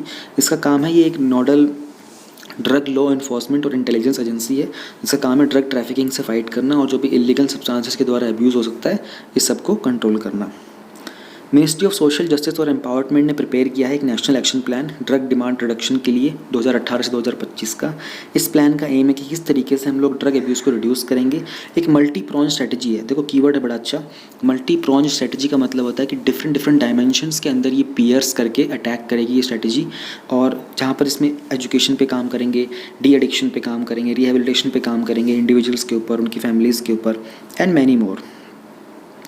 फिर रिसेंटली मिनिस्ट्री ने लॉन्च किया था नशा मुक्त भारत का एनुअल प्लान 2020 से 21 के लिए। ये था 272 मोस्ट अफेक्टेड डिस्ट्रिक्ट्स के लिए। इसका एम होगा ऐसे चिल्ड्रन और यूथ तक रीच करना, उनके अंदर अवेयरनेस फैलाना कि ड्रग यूज़ से क्या क्या इल इफेक्ट हो सकते हैं, किस तरीके से कम्युनिटी के अंदर पार्टिसिपेशन को इंक्रीज़ किया जाए, पब्लिक का कोऑपरेशन इंक्रीज़ किया जाए, गवर्नमेंट हॉस्पिटल को सपोर्ट करना ताकि वो डी एडिक्शन सेंटर्स खोलें, और जो ऑलरेडी डी एडिक्शन सेंटर्स खुले हुए हैं उनका काउंट जो है उनको बढ़ाना, ठीक है, ट्रेनिंग प्रोग्राम्स कंडक्ट करना पार्टिसिपेंट्स के लिए। फिर इंडिया के कुछ इंटरनेशनल कोलैबोरेशंस भी है। इंडिया एक सिग्नेटरी है 3 UN के कन्वेंशंस का, जिनके नाम है single convention on narcotic drug 1961 का, कन्वेंशन ऑन साइकोट्रॉपिक सब्सटेंसेस 1971 का, convention against illicit traffic in narcotic drugs and psychotropic substances 1988 का। इंडिया ने लॉन्च किया था BIMSTEC conference how to combat the drug trafficking, एक बहुत ही इंपॉर्टेंट प्लेटफॉर्म है पार्टनर नेशंस के लिए जहाँ पर आइडियाज़ शेयर करते हैं और जो भी हमारी बेस्ट प्रैक्टिसेस होती हैं कंट्रीज़ की वो आपस में दूसरे के साथ शेयर करते हैं ताकि इस ड्रग मेनेस, इस दरिंदगी से ड्रग की को जो जिस भी रीजन में होती है उससे फाइट किया जा सके। What could be the way forward पे एक नज़र डाल लेते हैं। ये कीवर्ड्स बड़े अच्छे मिल जाते हैं, यहाँ से आपको आइडिया लग जाता है किसी भी आंसर के अंदर वे फॉरवर्ड कैसा लिखना चाहिए। तो थोड़ा सा ध्यान से सुनिएगा इसको। Substance use prevention programs aimed at not just preventing substance use but also ensuring that young people grow and stay healthy into adulthood, ठीक है, enabling them to realize their potential and become productive members of their community and society। जो substance के use को prevent करने के programmes है उनका focus सिर्फ और सिर्फ इतना नहीं होना चाहिए कि सिर्फ सब्सटेंस का यूज़ प्रिवेंट कर दो, नहीं, they should educate, they should create awareness, they should set up policy ताकि लोगों को प्रोडक्टिव भी बनाया जाए। Then we have conducive legal and policy environment, training and capacity building for the healthcare professionals, increasing the range and the number of healthcare providers who are allowed to prescribe and dispense the controlled substances, and improving national supply management system। जो लोग इस तरह की drugs वगैरह को prescribe करते हैं, देखो कुछ जगह पर इनका फार्मास्यूटिकल यूज़ होता है, मेडिसिनल पर्पस होता है, उन लोगों की एडवांस लेवल की ट्रेनिंग कराना, ठीक है, उन लोगों को समझाना कि उनको क्या चीज़ें प्रिस्क्राइब करनी है, या फिर अगर कोई डिस्पेंस करने की रिस्पॉन्सिबिलिटी है, या फिर कोई सप्लाई चेन मैनेजमेंट के जो मेंबर्स होते हैं उन सबको एक प्रॉपर ट्रेनिंग देना कि how can any kind of carelessness can cause a large amount of drug use and a potential damage to the country, to the citizenship, to the humanity. Then there is a stigma that is associated with the drug use, ठीक है ना, and drug use के disorders.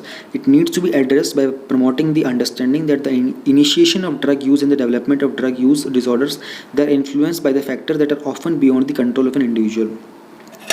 बहुत बार ऐसा हो रहा होता है कि अगर कोई इंसान ड्रग यूज़ में पड़ जाता है, उसको ड्रग की आदत पड़ जाती है कि then that person is blamed कि ये उसकी चॉइस थी, but we need to address this situation as well.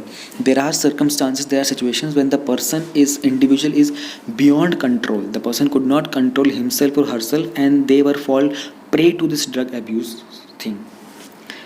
Then there is efficient coordination drug supply control sector के अंदर एज वेल एज जो एंटिटीज़ इन्वॉल्व होती हैं ड्रग की डिमांड रिडक्शन के लिए और उसकी हार्म रिडक्शन के लिए, इनके बीच एक कोऑर्डिनेशन होना बड़ा इंपॉर्टेंट है. Enhancing the collaboration between governments, United nation entities, non governmental organisations and academia. ये जो मेजर इंस्टीट्यूट्स होते हैं ना, इनके बीच कोऑर्डिनेशन बढ़ाना बहुत ज़रूरी है. ये आपस में कोलैबोरेट करें. जैसे ऊपर हम लोगों ने बात की भी थी ना, ये वाला पॉइंट जो था कि इंडिया ने लॉन्च किया था बिम्स्टेक के साथ एक कॉन्फ्रेंस वगैरह, जहाँ पर ये लोग अपने आइडियाज़ वगैरह शेयर करते हैं पार्टनर नेशन के साथ. इस चीज़ को और फ्यूचर में और फर्दर कोलैबोरेशन की ज़रूरत है, ताकि बड़े बड़े जो ऑर्गेनाइजेशंस हैं, कन्वेंशंस हैं, इन सबको आपस में कनेक्ट कर दिया जाए. Alternative development programmes. Alternative development programmes का मतलब क्या होता है? ये जो भी करंट एंड पोटेंशियल एबिलिटी होती है ना, जैसे कि फार्मर्स होते हैं, उनके पास to manage the risk and shocks, जैसे कि इनकम डाइवर्सिफिकेशन कर देना, access to credit, savings and social protection, they can help them move away from cultivating illicit crops. देखो जैसे राजस्थान का जो एरिया हो गया ना, यहाँ पर इस तरह की जो क्रॉप्स होती हैं ना, उनका कल्टीवेशन बहुत होता है. अब वो लोग इसका कल्टीवेशन इसलिए करते हैं कि गवर्नमेंट उनसे डायरेक्टली खरीद लेती है और उनको पैसा अच्छा खासा मिल जाता है. अगर हम लोग कुछ ऑल्टरनेट वेज फाइंड कर लें, ये इसका मतलब ही सिंपल ऑल्टरनेट डेवलपमेंट प्रोग्राम्स, ताकि फार्मर्स वगैरह को थोड़ा लोन ईजिली मिल जाए और की इनकम मेंटेन रहे, then they will not fall prey to for the cultivation of these kind of drugs. So this could be one of the method. अब ये एक जो डायग्राम है, बड़ा ही अच्छा डायग्राम है. ये थ्योरी है of change in alternative development. एक होता है विशियस साइकिल. विशियस साइकिल का मतलब क्या होता है? एक अनएंडिंग साइकिल होता है, पर विशियस साइकिल हम बोलते हैं which is something unfavourable and something miserable. फिर एक होता है वर्चुअस साइकिल. वर्चुअस साइकिल भी अनएंडिंग साइकिल ही होता है, लेकिन this is favourable and this is something which gives a optimistic approach towards life. तो वही कहना चाह रहे हैं कि जैसे कि weakening of the rule of law, अगर कानून कमज़ोर होगा तो उसके कारण क्या होगा? ओवरऑल ग्रोथ की कमी होगी और इलिसिट इकॉनमी जो होती है, जो कि लीगल इकॉनमी होती है, उसमें कमी आएगी. उसके कारण क्या होगा? रिडक्शन होगी इन्वेस्टमेंट के अंदर. जो लीगल सेक्टर्स होते हैं वहाँ पर इन्वेस्टमेंट कम होगी. इन्वेस्टमेंट कम होगी तो क्या होगा? जो भी ऑर्गेनाइज क्राइम होता है ना, और जो भी वायलेंस होती है वो इंक्रीज़ करेगी. उसके कारण क्या होगा? फिर से इलिसिट ड्रग का प्रोडक्शन इंक्रीज़ हो जाएगा. इलिसिट ड्रग का प्रोडक्शन इंक्रीज़ होगा तो फिर से कानून जो है वो वीक पड़ जाएगा. तो ये एक सर्कल ऐसे चलता रहता है. ठीक है, इसी चीज़ को उन्होंने चेंज करने की कोशिश की. ऑल्टरनेटिव डेवलपमेंट करो, जैसे कि falling poverty and strengthening of the rule of law. ठीक है ना, failing illicit drug production, weakening of organise crime and falling violence, increase in investment into illicit sectors, increase in overall growth of the illicit economy. इस चीज़ को opposite करने की ज़रूरत है. इसके ऑल्टरनेटिव मीडियम्स प्रोवाइड करें. या ये ना बहुत अच्छा बना रखा है, इसको आप लोग प्लीज़ याद कर लेना, ये काम आएगा बड़ा. In the topic 6.3 we have gender dimensions of the COVID-19 pandemic. COVID-19 pandemic ने जेंडर गैप के ऊपर क्या अपना इम्पैक्ट डाला है उसके बारे में जानने की कोशिश करेंगे. न्यूज़ में क्यों है? कोविड-19 के लॉकडाउन ने और सोशल डिस्टेंसिंग के जो नॉर्म्स थे, नॉर्म्स का मतलब होता है rules, they likely to have an outsized impact on women. देखो जब आउटसाइज्ड वर्ड आएगा, अगर आपका क्वेश्चन में आ गया, या तो आपने हिंदी में पढ़ लिया, मान लो हिंदी में भी कोई टिपिकल वर्ड लिखा हो तो आपको समझ में नहीं आएगा, then you will be in trouble. Outsize करने का मतलब होता है एक्सेप्शनली लार्ज. वो ये कहना चाह रहा है कि कोविड-19 पेंडेमिक का जो इम्पैक्ट है वेमेन के ऊपर, वो एक्सेप्शनली बहुत लार्ज वे में हुआ है. इंट्रोडक्शन वाले पार्ट को अगर देख लें तो कुछ खास लिखा नहीं है यहाँ पर, फिर भी एक बार ऊपर से मैं आपको बता देता हूँ. एक अनप्रेसिडेंटेड मैनर के अंदर इम्पैक्ट हुआ है. अनप्रेसिडेंटेड मैनर का मतलब होता है कि वो चीज़ जो पहले कभी हुई ही ना हो, इस तरीके से. हालांकि हर जगह पर हर कोई हर टाइम के ऊपर इतना सेम मैनर में अफेक्ट नहीं हुआ है. किसी के ऊपर किसी तरह का लार्ज इफेक्ट हुआ है, किसी के ऊपर लेस इफेक्ट हुआ है. प्रीवियस पैंडमिक्स को अगर हम बात करें, प्रीवियस पैंडमिक्स को अगर हम लोग देखते हैं तो वहाँ पर विमेन ने बहुत स्पेशल रोल प्ले किया था. ठीक है, इस तरह की सिचुएशन से बाहर निकलने के लिए. लेकिन अगर उनके एक्सपीरियंसेस की बात करें तो उनके ऊपर नेगेटिव इम्पैक्ट भी ज़्यादा ही हुआ था. जेंडर गैप्स की बात करें तो जो पहले के जो जेंडर डिफरेंसेस थे ना, वो प्रेजेंट सिचुएशन को और ज़्यादा वर्सन करने में उसको एग्जैजरबेट करते हैं. यानी कि जो आज की सिचुएशन होती है ना, उसमें प्रीवियस जो गैप्स होते हैं, प्रीवियस जो डिफरेंसेस होते हैं ना, उनका आउटकम यहाँ पर देखने को मिलता है. और आज की डेट में आप जो गैप क्रिएट कर रहे हो, उसका आउटकम जो उसका जो डिस्क्रिमिनेटरी रिजल्ट जो होगा, वो फ्यूचर में किसी पेंडेमिक में देखने को मिलेगा. इंडियन विमेंस वल्नरेबिलिटी टू कोविड-19 इम्पैक्ट्स, ये देख लेते हैं. यहाँ से स्टार्ट करते हैं. Livelihood and job security. Oxfam India ने एस्टिमेट किया है कि जो इकोनॉमिक लॉस हुआ है ना, किससे, जहाँ पर विमेन की जॉब्स जा रही थी वहाँ से इस पैंडमिक के दौरान, वो है अबाउट $216 बिलियन, जो कि अराउंड 8% GDP का है. Clouds women already poor economic outlet. This clouds मतलब कि जो विमेन की ऑलरेडी एक पुअर इकोनॉमी थी ना, उसको क्लाउड करता है, उसको हाईलाइट करके दिखाता है, उसको उभार के दिखाता है ये चीज़। अब ILO के मुताबिक, ILO आपको पता होना चाहिए, इंटरनेशनल लेबर ऑर्गेनाइजेशन, उसके मुताबिक 81% इंडियन विमेन जो है वो इनफॉर्मल इकोनॉमी में काम करती है। This is very wonderful data, आपको ये नोट डाउन कर लेना चाहिए। 81% इंडियन वुमेन जो है वो इनफॉर्मल इकोनॉमी में काम करती है। The informal sector is the worst hit by the corona virus imposed economic slowdown. Economic cost of the lockdown may be disproportionately borne by women in the end. सबसे ज़्यादा तो हिट किया है इस पैंडमिक ने, उसने किया है ये जो हमारी इनफॉर्मल सेक्टर है ना उसको, और वहीं पर जो इकोनॉमिक कॉस्ट थी इस लॉकडाउन की वो डिस्प्रोपोर्शनेटली विमेन को ही सब फेस करनी पड़ेगी आगे फ्यूचर के अंदर, कहीं ना कहीं किसी न किसी तरीके से। The need for social distancing has also temporarily disrupted the functioning of the self-help group. Self-help group के बारे में आप लोगों ने पढ़ ही लिया होगा, ये सिलेबस के अंदर UPSC में डायरेक्टली मैंशनड है। तो उनकी फंक्शनिंग को भी कहीं ना कहीं डिसरप्ट कर दिया है इस पैंडमिक ने, क्योंकि सोशल डिस्टेंसिंग मेंटेन करनी थी इस कारण। तो that have been credited with improving women's wellbeing and empowerment. Self help group से क्या होता है कि विमेन अपनी लाइवलीहुड्स को इम्प्रूव कर देती हैं, उनको एक सेल्फ एम्पावरमेंट भी मिल जाता है। Feminization of poverty. Many women are at risk of a permanent exit from the labor market. The end result will be feminization of income poverty. Research from the World Bank suggests the pandemic will drive more than 12 million Indians into poverty. Women are likely to be overrepresented among the new poor. बहुत सारी women, देखो pronunciation का ध्यान रखना, जब MEN आ जाता है ना, ये प्लूरल में वी मैन बोला जाता है, वुमेन नहीं वी मैन, WEMEN बोला जाता है।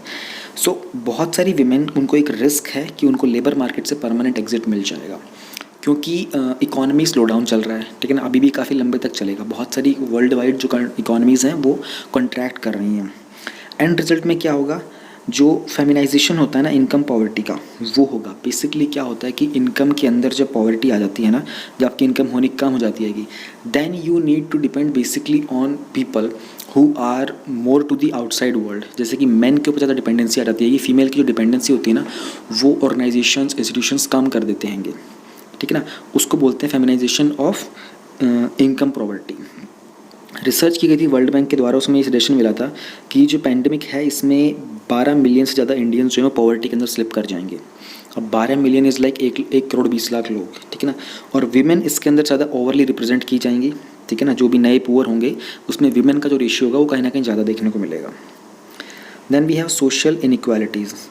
The impact of the virus is also exacerbating India's deep rooted social inequalities. Exacerbate करने का मतलब होता है कि किसी भी सिचुएशन जो ऑलरेडी ख़राब थी उसको और ख़राब कर देना। तो इस वायरस के कारण जो भी इम्पैक्ट हो रहा है वो प्रेजेंट में ऑलरेडी जो हमारे सोशल इनइक्वालिटीज़ थी ना उनको और ज़्यादा बदतर करता जा रहा है, और ज़्यादा ख़राब कर रहा है। एक अनसेफ एनवायरनमेंट है बहुत सारी जगह पर, ठीक है ना। बर्डन है हमारे पास डोमेस्टिक रिस्पॉन्सिबिलिटीज़ का, घर की जिम्मेदारियों का एक बर्डन रहता है। इसके कारण बहुत सारी औरतें जो हैं वो घर से दूर रहती हैं, ऑलरेडी रहती हैंगी, एंड फ्यूचर में इस पैंडेमिक के कारण अब और दूर हो जाएंगी। डोमेस्टिक वायलेंस की बात करें तो मोर देन 2 फोल्ड राइज देखने को मिला था डोमेस्टिक वायलेंस की कंप्लेंट के अंदर जब से लॉकडाउन हुआ था।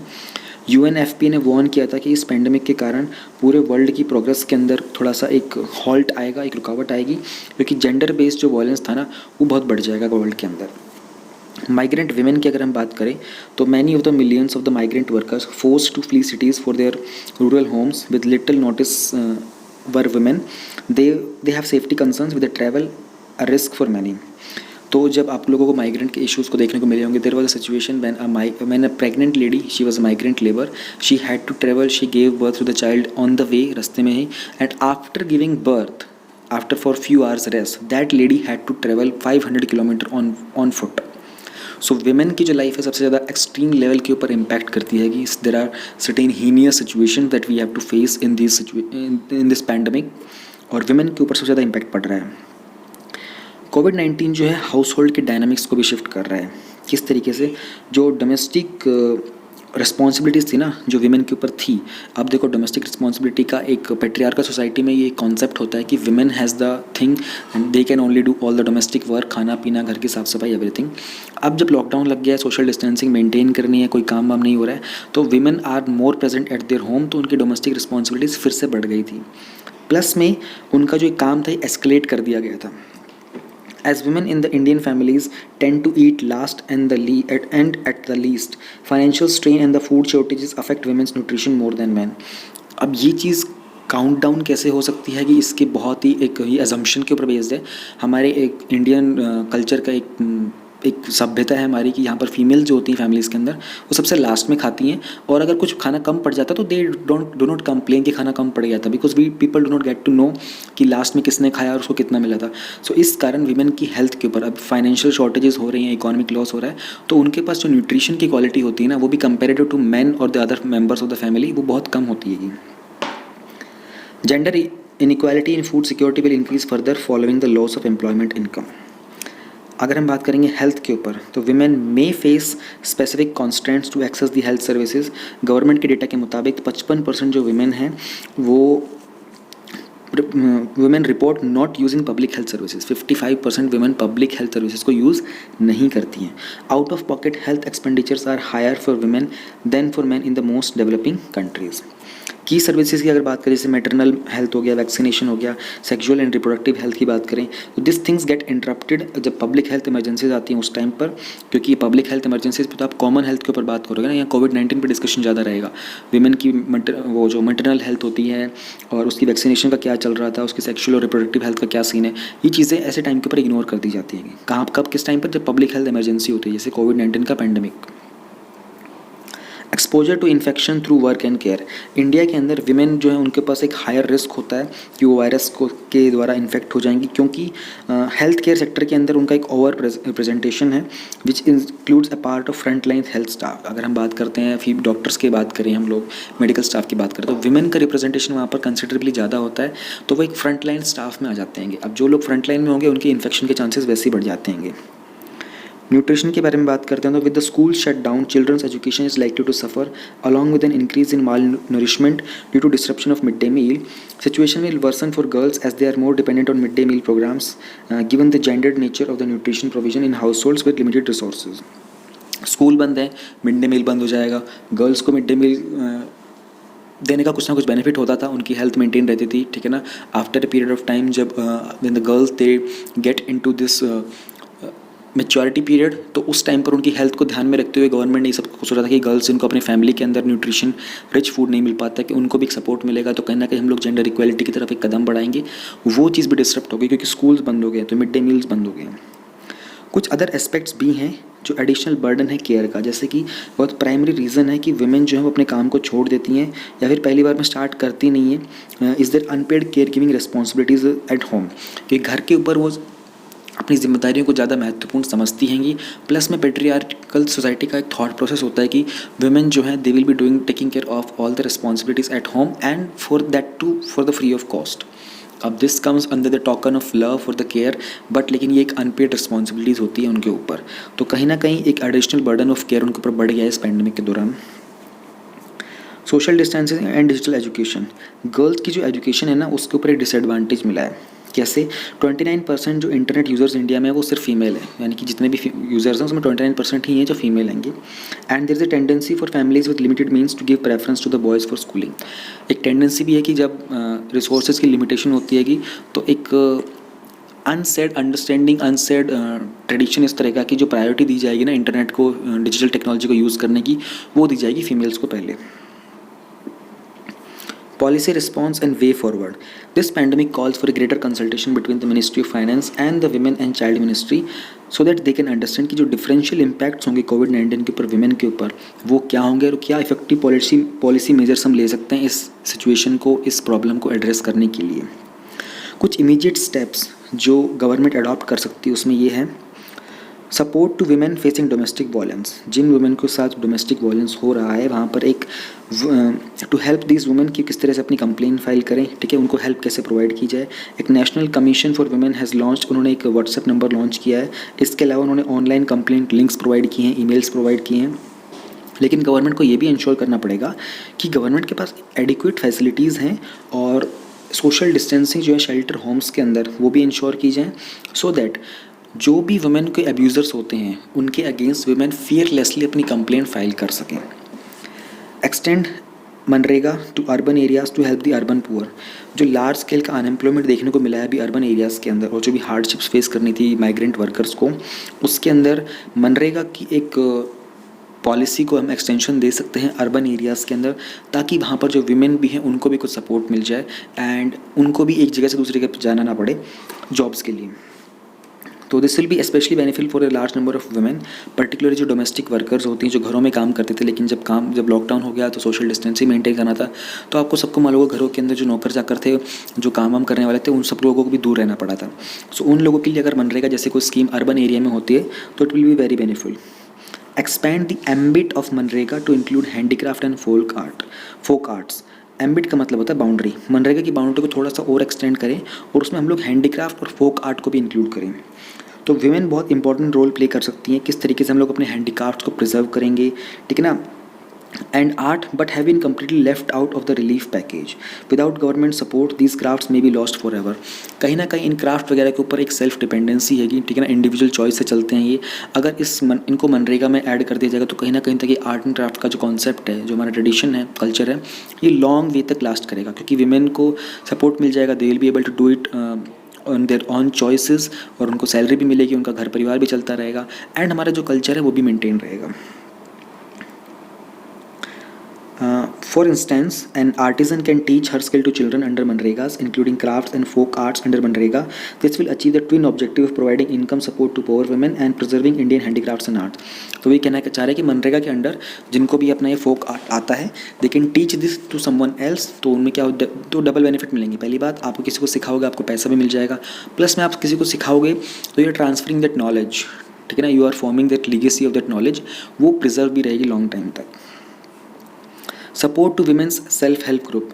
जो वुमेन के सेल्फ हेल्प ग्रुप्स होते हैं उनको रिवाइव करने के लिए गवर्नमेंट को कुछ इंडस्ट्रीज़ प्रोवाइड करनी चाहिए, जैसे कि फूड प्रोसेसिंग सेक्टर हो गया, टेक्सटाइल हो गया, गारमेंट सेक्टर हो गया, या फिर दूसरे सेक्टर्स होते हैं जहाँ पर वुमेन जो है वो एक लार्ज बल्क के अंदर लार्ज अमाउंट में काम करती हैंगी, और जहाँ पर जो मेन बायर्स होते हैं SHG के प्रोडक्ट्स के, वहाँ पर गवर्नमेंट को कुछ इस तरह का इंट्रोडक्शन करना चाहिए। The announcement of expanding the limit of collateral-free lending to women's self-help groups from 10 lakh to 20 lakhs is another welcome step, but the main problem before SHG is demand shortage.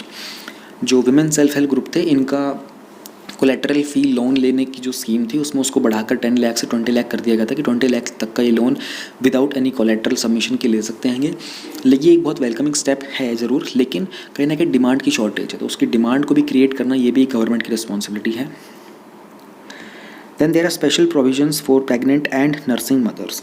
Government का जो कोविड-19 relief package है उसमें कोई special provision नहीं है pregnant और lactating mothers के लिए who are enduring immense hardships under this lockdown, जिनके लिए बहुत हार्ड टाइम चल रहा है। तो गवर्नमेंट को ऐसी स्कीम्स लॉन्च करने की ज़रूरत है जहाँ पर प्रेग्नेंट लेडीज़ को टारगेट किया जाए कि फ्यूचर में भी कल को कोई पैंडेमिक आता है तो how will be they be providing relief and certain amenities required for the pregnant lady and the lactating mothers. Under the maternity benefit programme, जो प्रेग्नेंट वुमेन और लैक्टेटिंग मदर्स होती हैं ऑलरेडी उनको कैश ट्रांसफ़र मिलता है 6,000 rupees का 3 instalment में। Government इस अमाउंट को एनहेंस कर सकती है और एक स्पेशल राशन प्रोवाइड कर सकती है प्रेग्नेंट और लैक्टेटिंग वुमेन को। कुछ स्टेट्स जैसे कि झारखंड, उन्होंने स्टार्ट किया था एक 24/7 मैटरनिटी प्रेगनेंसी हेल्पलाइन, जिसके अंदर वो जो भी नेसेसरी मेडिसिनल असिस्टेंस होता है लॉकडाउन के अंदर वो प्रेग्नेंट लेडीज़ को और लैक्टेटिंग मदर्स को प्रोवाइड कर रहे थे। तो इस इनिशिएटिव को नेशनल लेवल पर इम्प्लीमेंट किया जा सकता है। तो झारखंड का एक बहुत वेलकमिंग स्टेप था, इसको नेशनल लेवल पर भी हम लोग स्टार्ट कर सकते हैं। नाउ वी हैव 6.4 कोविड-19 and India's health care sector. जो कोविड-19 का क्राइसिस था उसने हाईलाइट किया था कि किस तरीके का गैप क्रिएट हो रहा है। ग्लेयरिंग का मतलब, एक ग्लेयर मतलब क्या होता है, something which is very eye catching, और एक जो चमचमाती हुई सी चीज़, वो इंडिया के हेल्थ केयर सेक्टर में कितना बड़ा गैप था वो हमको देखने को मिला। सेम टाइम पर एक विंडो भी ऑफर की गई थी कि किस तरीके से रीस्ट्रक्चर कर सकते हैं और स्ट्रेंथन कर सकते हैं हम लोग इंडिया के हेल्थ केयर इंफ्रास्ट्रक्चर को। What was more in news? In the Global Health Security Index, which measures pandemic preparedness for countries based on their ability to handle the crisis, India ranked 57, lower than US at 1, UK at 2, Brazil at 22, Italy at 31, highlighting India's vulnerability. Global Health Security Index की एक report होती है कि किस तरीके से किसी country ने अपने आप को पैंडमिक के लिए प्रिपेयर किया हुआ है। वहाँ पर US की रैंकिंग 1 है, UK 2 पे है, ब्राज़ील 22 पे है, इटली 31 पे है और इंडिया 57 पे है। उस रैंकिंग से ही हमको पता चल जाता है कि इंडिया का हेल्थ केयर सेक्टर जो है वो कितना वल्नरेबल है। कुछ मेजर हेल्थ केयर इश्यूज़ हैं जो कि हाईलाइट हुए थे कोविड-19 के पैंडेमिक के दौरान, जैसे कि availability of basic infrastructure. India के पास 8.5 बेड्स हैं पर 10,000 सिटीजन्स के लिए। एक डॉक्टर है पर 1445 सिटीजन्स के लिए। WHO ने क्या प्रिस्क्राइब किया हुआ है? WHO ने प्रिस्क्राइब किया हुआ है 1:1000 और 1.7 नर्सेज हैं इंडिया के पास पर 1000 पीपल। WHO ने प्रिस्क्राइब किया हुआ 3 नर्सेज पर 1000 people, which make situation more complicated. तो हमारा जो रेशियो था प्रिस्क्रिप्शन के बाद भी वो बहुत ही लो है। And next is lack of adequate number of ventilators in hospitals is one of the major deficiencies suffered by patients with severe COVID-19 infection. Ventilators device जो होती है ना वो बेसिकली ऑक्सीजन प्रोवाइड करने के लिए होती है, तो इसकी भी कमी थी, अभी भी पूरी की जा रही है, अभी तक भी पूरे नहीं हो पाए। एनीवे जो केसेस हैं वो भी बढ़ते ही जा रहे हैं। तो availability of limited accredited diagnostic labs has further delayed testing and consequent understanding of disease progression. Initially Pune के अंदर एक लैब थी जहाँ से टेस्टिंग स्टार्ट हुई थी, एंड अब तो इंडिया में बढ़कर 1000 के आसपास लैब्स हो चुके हैं, 1000 प्लस लैब्स क्रिएट हो चुकी हैं। और ये सारी की सारी एक्रेडिटेड डायग्नोस्टिक लैब्स यानी कि अप्रूव्ड हैं ICMR के द्वारा। स्टार्टिंग में इनमें डिले हुआ था, इसलिए टेस्टिंग करने में प्रॉब्लम हो रही थी। जितनी ज़्यादा लैब्स हो चुकी हैं उतनी ज़्यादा टेस्टिंग जो है वो बढ़ चुकी है। Then there is uneven distribution of healthcare workforce. Most of the workforce practice in metropolitan or tier 1 or tier 2 cities, creating personal deficiencies in small towns and villages. Mostly जो लोग हैं काम करने वाले हेल्थ केयर सेक्टर में वो tier 1 tier 2 cities या फिर अर्बन एरिया की तरफ ज़्यादा है। विलेजेस की तरफ, स्मॉल टाउन की तरफ जो लोग हैं वर्कफोर्स हेल्थ केयर वाले वो बहुत ही कम हैं। Denial of healthcare. Despite private hospitals accounting for about 62% of the total hospital beds as well as ICU beds and almost 56% of the ventilators, they are handling much lesser workload compared to public hospitals. जो private hospitals हैं इनके पास beds ज़्यादा होते हैं, इनके पास workforce ज़्यादा होता है, प्लस में इनके पास जो भी सर्विसेज होती हैं ज़्यादा होती हैं कंपैरेटिव टू पब्लिक हॉस्पिटल जो कि गवर्नमेंट हॉस्पिटल्स होते हैं। But still they are not taking much of the workload, and उसके रीजंस कुछ भी हो सकते हैं, बहुत सारे रीजंस हो सकते हैं। प्राइवेट हॉस्पिटल जनरली रिपोर्ट ये किया गया था कि वो ट्रीटमेंट्स डिनाई कर रहे हैं स्पेशली पुअर लोगों को, एंड ओवर चार्ज कर रहे हैं पेशेंट्स को। पुअर को डिनाई इसलिए कर रहे हैं क्योंकि अगर पुअर के केस में डेथ हो जाती है कि and there is nobody to pay the prices, जो भी चार्जेस होते हैं, फीस होते हैं हॉस्पिटल की, there will be nobody left to pay all those fees. तो ये बिहार में देखने को मिला था जहाँ पर कि ऑलमोस्ट कम्प्लीटली विड्रॉ कर दिया गया था प्राइवेट हेल्थ सेक्टर को, जो कि जिसके पास nearly twice the bed capacity थी एक पब्लिक सेक्टर से। तो यहाँ पर एक प्रॉब्लम देखने को मिली थी कि प्राइवेट सेक्टर जो था वो एक्टिवली पार्टिसिपेट नहीं कर रहा था सिचुएशन से फाइट करने में। Then we have negative perception of medical career. The stories of shortages of PPE leading to health workers getting infected and health workers getting attacked by the infuriated patients and relatives, etc., may create a negative perception towards medical career in India in the long run. Situation आप लोगों ने देखी होगी TV पर, आप लोगों ने news में सुना होगा कि किस तरीके से PPE की कमी पड़ रही थी। जो पर्सनल प्रोटेक्शन इक्विपमेंट होता है, जो कवरिंग होती है पूरी बॉडी की, आपको इन्फेक्शन से बचाती है, उनकी कमी थी। डॉक्टर्स के पास शॉर्टेजेस थी, तो वहाँ प्रॉब्लम आ रही थी। Secondly people were hitting at the doctors. तो मेडिकल करियर के अंदर इंडिया में एक फियर डेवलप हो सकता है, एक स्टिग्मा डेवलप हो सकता है कि इस करियर के अंदर अगर फ्यूचर में कभी कोई पैंडेमिक आए, then people will be very much scared कि क्या सपोर्ट करें क्या सपोर्ट ना करें, कि हु केयर्स कि अगर हमारे ऊपर कोई अटैक कर देगा तो। Then there are gaps in the urban health services and urban planning. Urban health में सर्विसेज क्या प्रोवाइड की जा रही हैं एंड अर्बन हेल्थ के अंदर अर्बन प्लानिंग कैसी है, इसमें बहुत बड़ा गैप है। जो कोरोना वायरस एपिडेमिक है इसने डिसप्रपोर्शनेटली अफेक्ट किया है अर्बन एरियाज़ को, और हाईलाइट कर दिया था कि किस तरीके से लार्ज अर्बन कॉन्ग्लोमरेट्स में पब्लिक हेल्थ सर्विसेज की कमी है, स्पेशली जो सब अर्बन रीजन्स हैं वहाँ पर। Now we have integrated disease surveillance programme, ये ISDP है। इसके अंदर इसका भी एक डिसफंक्शनल स्टेट देखने को मिला था। ये 2004 में लॉन्च किया गया था। इसका काम क्या था, जो भी लेबोरेटरी बेस्ड और IT enabled disease surveillance system था ना, तो एपिडेमिक प्रॉन डिजीज़ के लिए उन सबको मॉनिटर करना, ठीक है ना, डिजीज़ के ट्रेंड्स क्या, उन सबको चेक करना, किस तरह का आउटब्रेक हो रहा है उसको रिस्पॉन्ड करना, ठीक है, किस तरह से अर्ली राइजिंग हो रही है उसके अंदर, फिर वहाँ पर रैपिड रिस्पॉन्स टीम को ट्रेन करना, ये सब इसका काम था। लेकिन ये बहुत ही डिसफंक्शनल स्टेट में मिला है। यहाँ पर मैन पावर की कमी थी, रिसोर्सेज तो वो फेल हो गए थे कि एक डिसेंट्रलाइज डेटा कलेक्शन सिस्टम बनाया जाए, वो सब फेल हो गया था। Then we have India's dependence on import. पिछले एक डेकेड्स की अगर हम बात करें, फ्यू डेकेड्स की बात करें, तो डेकेड मतलब दशक, 10 ईयर्स। तो जो फार्मास्यूटिकल हब है ना वर्ल्ड का, it still import 68 to 69% of APIs, जो एक्टिव फार्मास्यूटिकल इंग्रेडिएंट्स होते हैं ना, रिक्वायरमेंट्स फ्रॉम चाइना। इंडिया पिछले कुछ समय से चाइना से ही सारी चीज़ें इंपोर्ट कर रहा है। रिसेंटली मैंने ये इनसाइट की डेली न्यूज़ में पढ़ाया था कि क्या रीज़न है कि इंडिया बहुत टाइम से 68 से 69% तक APIs जो इंपोर्ट करता है चाइना से। पहले इंडिया इसमें लीडिंग था, ठीक है, लेकिन एक टाइम के बाद जब चाइना ने इसको मार्केट को ओवरटेक कर लिया था। Then there is a disbelief in the alternative and traditional medicine for treatment. जो ट्रेडिशनल मेडिसिन एंटरप्राइजेज हैं इंडिया में, उनको कुछ मेजर इश्यूज फेस कर रहे थे, जैसे कि वहाँ पर लैक ऑफ रिसर्च थी आयुष के ट्रीटमेंट्स में, ठीक है ना। कुछ प्रिसाइज स्टैंडर्ड्स थे, वहाँ पर भी कमी देखने को मिली थी। हर्बल फॉर्मुलेशंस के लिए बहुत सारे ट्रेडिशनल हेल्थ प्रैक्टिशनर्स थे, उन्होंने एग्जैक्ट रेसिपीज़ रिलीव नहीं की थी कि हो सकता है कि इंटेलेक्चुअल थेफ्ट हो जाए। उनको डर था कि यार हमारी जो नॉलेज है उसकी कहीं if somebody misuses it, somebody takes it away and फिर उसका कोई पेटेंट करवा ले। इसलिए एज अ रिजल्ट जो एफिकेसी स्टडीज़ है ना, वो अभी तक एब्सेंट है और बहुत पुअरली एग्जीक्यूट की जा रही हैं। Then there is a lack of focus on the preventive health care. जितनी भी हेल्थ केयर स्पेंडिंग होती है ना, उसमें सिर्फ 7% है जो कि प्रिवेंटिव हेल्थ केयर के ऊपर स्पेंड किया जाता है, और जो मोर देन 80% होता है वो ट्रीटमेंट और क्योर के ऊपर स्पेंड किया जाता है। बेसिकली अगर आप प्रिवेंशन के ऊपर स्पेंड करोगे तो ट्रीटमेंट और क्योर का खर्चा आपका बच जाएगा। Then there are gaps in the care of non कोविड-19 पेशेंट्स। जो एक्सट्रीम फोकस दिया जा रहा है वो दिया जा रहा है कि किस तरीके से कोविड-19 के इन्फेक्शन को कंटेन किया जाए, is likely to result in the missed opportunities. Missed opportunities का मतलब होता है कि किस तरीके से टाइमली हम लोग उन बाकी क्रॉनिक डिजीज़ को भी ट्रीटमेंट में रखें, ठीक है ना, उनका भी टाइमली डायग्नोसिस करते रहे। तो ये वाली चीज़ जो हमसे एक मिस होती जा रही है।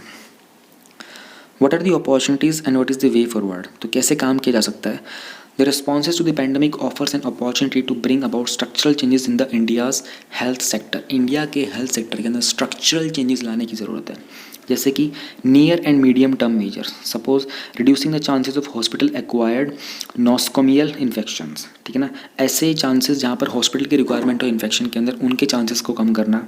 Second is need to ensure that कोविड-19 does not cause denial of hospital services for non covid patients. easy points हैं। Third is disruption of immunization as well as other programmes should be addressed at the earliest to avoid the preventable deaths in the future. Ensuring supply of affordable medicine. प्रधानमंत्री भारतीय जन औषधि परियोजना outlets को leverage दिया जा सकता है कि वो इंश्योर करे कि सारी की सारी एसेंशियल मेडिसिन हैं वो एडिक्वेट सप्लाई में अवेलेबल हैं। Use of technology, for instance Aarogya Setu app को हम लोग यूज़ कर सकते हैं कोरोना वायरस के पेशेंट्स को ट्रैक करने के लिए, एंड वो लोग जो इनके कॉन्टैक्ट में आए हैं उनके लिए। Union ministry of health currently काम कर रही है एक पार्टनर्स के साथ, ताकि इंटरफेथ कोरोना कोalition को एस्टैब्लिश कर सके, ताकि वो रिलीजियस कम्युनिटीज़ को भी एंगेज करें किस तरीके से कोविड-19 के स्प्रेड को रोका जाए।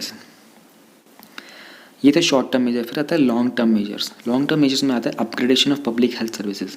स्टेट्स को robust public health systems create करने की ज़रूरत है, जैसे केरला ने बहुत पहले सक्सेसफुली कंटेन कर लिया था कोविड-19 को, कंपेयर टू बाकी जो रिच स्टेट्स जैसे कि महाराष्ट्र हो गया, गुजरात हो गया, जहाँ पर बहुत ही अंडर काउंट मतलब कि कमी है पब्लिक हेल्थ स्टाफ की। इस बैकग्राउंड के बेस के ऊपर अभी टाइम है कि हम लोग री इन्वेंट करें, रिजुविनेट करें हमारी पब्लिक हेल्थ सर्विसेज को पूरी कंट्री के अंदर, जिसके लिए हेल्थ का बजट जो है उसको सब्सटेंशियली अपग्रेड करना पड़ेगा।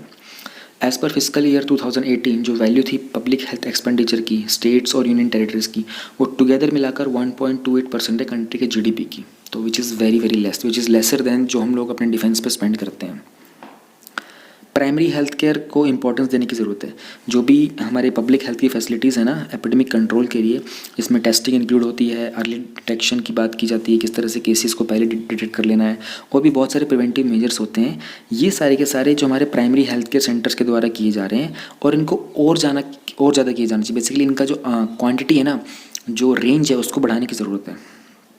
हाउएवर जो प्रोपोर्शन है हमारे यूनिट हेल्थ बजट का, जिसको एलोकेट किया हुआ हम लोगों ने नेशनल हेल्थ मिशन के लिए, तो इसका फोकस है किस तरीके से प्राइमरी और सेकेंडरी हेल्थ केयर को हम लोग सपोर्ट करेंगे। इसको रिड्यूस कर दिया गया था 49% पर, पहले 56% था 2018-19 में। 2020-21 के लिए इसको सपोर्ट को कम कर दिया गया था।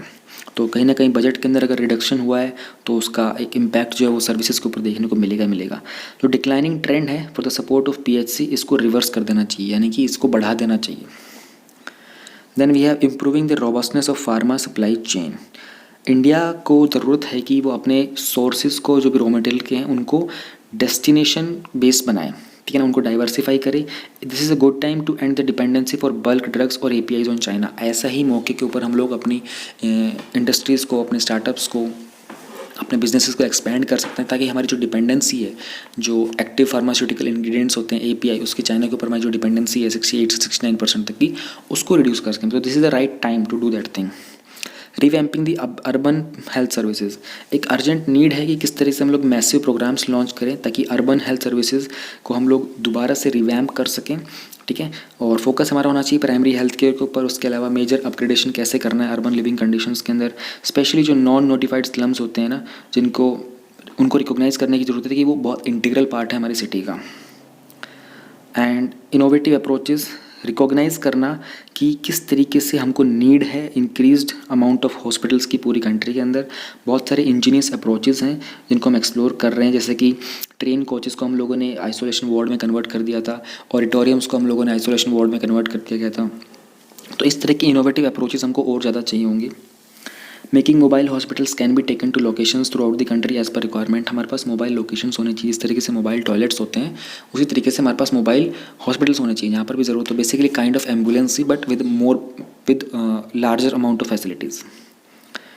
Creation of central bed bureau as recommended by SC supreme court in 1997, ताकि जो भी इमरजेंसी बेड का प्रेशर होता है उसको रिड्यूस करने के लिए एक ब्यूरो बनाना चाहिए। ब्यूरो को हम लोग इक्विप करेंगे, वहाँ पर वायरलेस और बाकी कम्युनिकेशन फैसिलिटीज़ होंगी, ये जानने के लिए कि कहाँ पर एक इमरजेंसी पेशेंट को अकोमोडेट किया जा सकता है। Promoting the preventive health care, huge and expanding network of health and wellness centers HWCs within the Ayushman Bharat program. This could become center for health promotion as well as disease prevention, and these could also act as hub for the community level monitoring. Easy points हैं अब तो सारे। Boosting private sector investment, एक social in sector infrastructure के अंदर through public private partnership mode to enable the government that it has enhanced the viability gap support to 30% for the public building hospitals in the tier 2 and tier 3 from 20%। पहले tier 2 और tier 3 में सिर्फ 20% था, अब उसको increase करके जो gap था ना वायबिलिटी का गैप, ये प्राइवेट सेक्टर के इन्वेस्टमेंट का, गवर्नमेंट ने उसको स्पेशली जब हॉस्पिटल की बिल्डिंग की बात करते हैं उसको 20% से बढ़ा करके 30% कर दिया है। Okay 6.5 is global education monitoring report 2020। UNESCO ने ये रिपोर्ट पब्लिश की है। इसका टाइटल है inclusion and education, all means all. UNESCO के बारे में अगर देखें तो एक स्पेशलाइज्ड एजेंसी है, इसके हेडक्वार्टर पेरिस में फ्रांस में। 193 मेंबर्स हैं इसके इंडिया के साथ और 11 एसोसिएट मेंबर्स हैं। इसका एक सिंपल सा काम होता है to build peace through international cooperation in education, science and culture. बहुत बेसिक सा सिंपल सा फंक्शन होता है। रिपोर्ट के कुछ की हाइलाइट्स देख लेते हैं। तो इसमें एक डेटा दिया हुआ है कि कितने बच्चे स्कूल से बाहर हैं, ठीक है। अगर हम बात करें तो 258 मिलियन, इसमें चिल्ड्रन, एडोलसेंट और यूथ सब इंक्लूडेड हैं। जो ग्लोबल डेटा का 17% है, इतने बच्चे जो स्कूल से बाहर हैं। And globally primary school age के अंदर 12 में से 1 और सेकेंडरी स्कूल एज के अंदर 6 में से 1 और अपर सेकेंडरी स्कूल एज में 3 में से 1, इतने बच्चे आउट ऑफ स्कूल हैं। अगर हम बात करते हैं लो और मिडिल इनकम कंट्रीज़ के अंदर, तो एडोलसेंट जो है वो रिचेस्ट 20% हाउस होल्ड्स हैं, जो कि 3 गुना ज़्यादा है। And likely to complete the lower secondary school, basically वो लोअर सेकेंडरी स्कूल को कंप्लीट करते हैं। And those from the poorest families, इसका कंपैरिजन जो है पुअरेस्ट फैमिलीज़ के साथ किया गया है। जो 10 लो और मिडिल इनकम कंट्रीज़ हैं, वहाँ पर जो चिल्ड्रन हैं विद डिसेबिलिटीज़ वो 19% less likely to achieve minimum proficiency in reading. Basically उन लोगों को रीडिंग में प्रोफिशिएंसी नहीं आती, मतलब रीडिंग के अंदर एक्यूरेसी, एफिशिएंसी नहीं आ पाती हैगी। And then we have inclusive education and it's important. Inclusion is a process of systemic reform embodying changes and modifications in content, teaching methods, approaches, structures and strategies in education which help basically to overcome all those barriers। देखो जो भी students होते हैं ना, उन लोगों को जब टीच करना होता है तो how they perceive, how the child perceives and how the teacher, how the tutor, how the mentor conveys the knowledge, the information is all about a process which there is some inclusive approach into it। वही समझने वाली बात है कि inclusion एक process होता है systematic reform का, ठीक है ना, जहाँ पर आप कंटेंट के अंदर मॉडिफिकेशन करते हो, टीचिंग मेथड्स को अपग्रेड करते हो, अप्रोचेस को, जो भी आपकी स्ट्रेटजीज होती हैं एजुकेशन की, उनमें जो भी बैरियर्स आते हैं उन सबको ओवरकम करते हो, ताकि सभी एज ग्रुप के स्टूडेंट्स को इक्विटेबल और पार्टिसिपेटरी लर्निंग एक्सपीरियंस मिल सके। And the best corresponds to the requirements and preferences, जो उनकी रिक्वायरमेंट है, जो उनके स्टूडेंट्स की डिमांड है, जो उनकी प्रेफरेंस है, उसके अकॉर्डिंग उनको best knowledge, best information convey की जाए। It focuses on the full and the effective participation, accessibility, attendance and achievement of all the students, especially those who are excluded at a risk of being marginalized. ऐसे students, ऐसे बच्चे जो ऐसे marginalise group से belong करते हैं, जिनके chances बहुत कम होते हैं कि वो स्कूल में या तो आएंगे नहीं, आएंगे तो बहुत जल्दी ड्रॉप आउट कर जाते हैं, और अगर जस्ट इन केस अगर ड्रॉप आउट नहीं भी करते हैं तो they can not perform well in to the schools. तो उनके ऊपर उनका इफेक्टिव पार्टिसिपेशन हो, ठीक है ना, उनको एक्सेस, नॉलेज का एक्सेस मिले, उनको बाकी सारी फैसिलिटीज़ का एक्सेस मिले, they can definitely grab those opportunities, और उनकी अचीवमेंट्स भी काउंट हो, इन सब के ऊपर फोकस किया जाएगा. इसके साथ क्या क्या बेनिफिट्स एसोसिएटेड होते हैं? Improvement in academic achievement, social and emotional development, self esteem and peer acceptance. Peer acceptance का मतलब होता है कि आसपास के जो लोग होते हैं, जो स्टूडेंट्स की बात करें तो उनके जो फ्रेंड्स होते हैं आसपास में, जो क्लासमेट्स होते हैं, उन सब के साथ एक एक्सेप्टेंस हो, ठीक है. And including diverse students in the main stream classes. Main stream classroom के अंदर डाइवर्स मतलब डिफरेंट डिफरेंट बैकग्राउंड से, डिफरेंट जियो लोकेशंस के अकॉर्डिंगली, ताकि एक जो so that these things can prevent stigma, stereotyping, discrimination and alienation. अगर आप अपने क्लास के अंदर, ग्रुपिंग के अंदर वेरिएशन ऐड करते हो तो डिस्क्रिमिनेशन का जो कॉन्सेप्ट है ना वो खत्म होता चला जाता है. एक स्टीरियोटाइपिंग होती है कि हम अपनी कम्युनिटी के लोगों के साथ पढ़ेंगे तो हमारी नॉलेज बेटर रहेगी, otherwise we will get defected. उस चीज़ को दूर करने के लिए डाइवर्सिफिकेशन बहुत इंपॉर्टेंट होता है. So there are potential efficiency savings from eliminating parallel structures and using resources more effective in a single inclusive mainstream system. Promotes inclusive societies and a prerequisite. ये इतना important है नहीं ये actually इतनी चीज़. I don't know इसमें क्यों लिखा हुआ है ये सब चीज़ें. एक बार ये देख लेते हैं इंटरनेशनल डिक्लेरेशंस क्या है इंक्लूसिव एजुकेशन के लिए. सस्टेनेबल डेवलपमेंट गोल 4 जो है, इसका एम है कि हम इंक्लूसिव और इक्विटेबल क्वालिटी एजुकेशन प्रमोट करें ताकि लाइफ लॉन्ग अपॉर्चुनिटीज़ अवेलेबल हों सभी के लिए. प्लस में 2006 का UN convention on the rights of person with disabilities, CRPD है, ये गारंटी करता है इंक्लूसिव एजुकेशन का राइट सबको. तो इंक्लूसिव एजुकेशन में चैलेंजेस क्या क्या आते हैं? सबसे पहले ये चैलेंजेस आते हैं नेशनल लॉज के. They do not reflect the commitments made under international conventions. World wide अगर हम बात करें जनरल या फिर इंक्लूसिव एजुकेशन की जो लॉज हैं वो उनका फोकस है पीपल के ऊपर विद डिसेबिलिटीज़, और 79% कंट्रीज़ के अंदर. लिंग्विस्टिक माइनॉरिटीज़ के ऊपर 60%, और जेंडर इक्वालिटी है वो 50% है, और जो एथनिक और इंडिजिनियस ग्रुप्स हैं वो 49% है. इनके ऊपर फोकस है इनका. जो डेफिनेशन है इंक्लूसिव एजुकेशन की, it does not cover all the learners, जो कि while 68% of the countries they have a definition of inclusive education, only 57% of this definitions cover multiple marginalised groups. I think सब कुछ बहुत direct लिखा सा हुआ है इसके अंदर. मुझे ये वाला पॉइंट भी स्किप करना पड़ेगा. मुझे ये देख लेते हैं इंडिया के एफर्ट क्या रहे हैं इंक्लूसिव एजुकेशन के. ये ज़्यादा इंपॉर्टेंट है. हमारे पास right of person with disabilities act है 2016 का, जो मैंडेट करता है कि क्या क्या प्रोविजन होंगे एक्सेसिबल ट्रांसपोर्ट सिस्टम के लिए, यूनिवर्सल डिज़ाइन के लिए, पब्लिक बिल्डिंग्स में, एजुकेशनल फैसिलिटीज़ के अंदर. Then we have right to education act 2009. यहाँ पर there is a requirement for primary school कि वो 1 किलोमीटर से ज़्यादा की डिस्टेंस पर ना लोकेट हो कोई भी बच्चा उसके घर से. And then following 2014 Supreme Court की रूलिंग थी, उसके अंदर recognizing the status of the transgender people, UGC called on universities to include the category on all application forms. सभी application forms के ऊपर ट्रांसजेंडर की भी कैटेगरी को ऐड करने की बात की गई थी. सुप्रीम कोर्ट की रूलिंग थी 2014 की. जो ड्राफ्ट है नेशनल एजुकेशन पॉलिसी का, state that universal design should be applied to schools, building design, sports facilities and general environment. So all the general benefit, basically universal design की बात की जा रही है कि the design which is acceptable to everybody. And National Education Policy की अगर बात की गई तो 34 ईयर्स के बाद हमारी नेशनल एजुकेशन पॉलिसी जो नई आ चुकी है वो नेक्स्ट मंथ की मैगजीन में जब आएगी तो वो हम लोग वो भी कवर कर लेंगे. इंडिया के अंदर जो शेयर है टीचर्स का स्केड्यूल्ड कास्ट से, जो कॉन्स्टिट्यूट करते हैं 16% कंट्री की पॉपुलेशन में, वो इंक्रीज़ हुआ है. ठीक है, 2005 में सिर्फ 9% टीचर थे वो हमारे स्केड्यूल्ड कास्ट को बिलोंग करते थे. 2013 तक वो 13% हो गए थे. स्टेप्स बाय स्टेट्स, किस किस स्टेट ने क्या कुछ स्टेप्स लिए इंक्लूसिव एजुकेशन के लिए? तमिलनाडु स्टेट ने एक स्टेट रिसोर्स सेंटर सेटअप किया था इंक्लूसिव एजुकेशन के लिए. आंध्र प्रदेश और महाराष्ट्र ने ट्रांसपोर्ट फैसिलिटी अरेंज की थी चिल्ड्रन के लिए और उनके पेरेंट्स के लिए. और बिहार स्टेट ने इंश्योर किया था कि रिप्रेजेंटेशन हो उन parents of learners with disabilities on school management committee, यानी कि जो बच्चे जिनको फिजिकल डिसेबिलिटी होती है उनके पेरेंट्स का स्कूल मैनेजमेंट कमेटीज़ के अंदर एंगेजमेंट हो, रिप्रेजेंटेशन हो. कोविड-19 का एजुकेशन के ऊपर क्या इम्पैक्ट हुआ है? School closures placed unprecedented challenges on the government, teachers, students and parents aiming to ensure learning continuity. जिस तरीके से सडनली स्कूल्स का क्लोजर हो गया था ये अनप्रेसिडेंटेड था, यानी कि इससे पहले कभी हुआ ही नहीं था. तो ये चैलेंज था गवर्नमेंट के लिए, टीचर्स, स्टूडेंट्स सभी के लिए, उन पेरेंट्स के लिए कि कैसे इंश्योर करें कि जो लर्निंग है बच्चों की वो कंटिन्यू रहे. Only A minority of countries, mostly जो हाई इनकम कंट्रीज़ हैं उनके पास बहुत बेसिक सा इंफ्रास्ट्रक्चर है कि वो ऑनलाइन अप्रोच कर सकते हैं और अपनी टीचिंग और लर्निंग को कंटिन्यू कर सकते हैं। इंडिया के अंदर तो एनीवे डिजिटल डिवाइड बहुत बड़ा है। Learners with disabilities are at higher risk of exclusion distance learning के लिए, जैसे कि बहुत सारे रिसोर्सेज हैं वो एक्सेसिबल नहीं होते ब्लाइंड और डेफ स्टूडेंट्स के लिए। अगर आप ऑनलाइन एजुकेशन की तरफ शिफ्ट कर भी जाते हो, स्विच कर भी जाते हो, then there are many resources which are not applicable to blind and deaf students.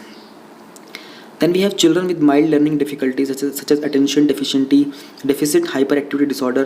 They may struggle with independent work in front of a computer. अब कोई स्टूडेंट्स ऐसे होते हैं जिनको personal one on one in person attention चाहिए होती है, but in front of computer they are not able to focus much because whenever you are in to a group suddenly एक कॉन्शियस अटेंशन आपकी create हो जाती है, but whenever you are sitting in front of a in front of a laptop और mobile अपनी online classes के लिए there is a very high chance कि आपको डिस्ट्रैक्शन होना बहुत लाजमी सा है। 40% लो और लोअर मिडिल इनकम कंट्रीज़ के अंदर दे can not support learners at the risk of exclusion during the COVID-19 pandemic, such as those living in remote areas, the poor, linguistic minorities and learner with disabilities. 40% ऐसी countries है जहाँ पर लो और lower middle income population रहती हैगी, तो वहाँ पर बहुत बड़ी प्रॉब्लम ये है कि वो अपने रिमोट एरियाज़ के अंदर एक्सेस नहीं कर सकते लर्निंग को, ठीक है ना। दे आर वेरी पुअर, वहाँ पर लिंग्विस्टिक माइनॉरिटीज़ होती हैंगी, तो ऑनलाइन एजुकेशन के अंदर अगर जस्ट इन केस वो ट्राई कर भी लें तो भी बहुत बड़ी प्रॉब्लम है। Then there is increasing social isolation. This has increased the risk of marginalized students who disengage further from education and leaving school early.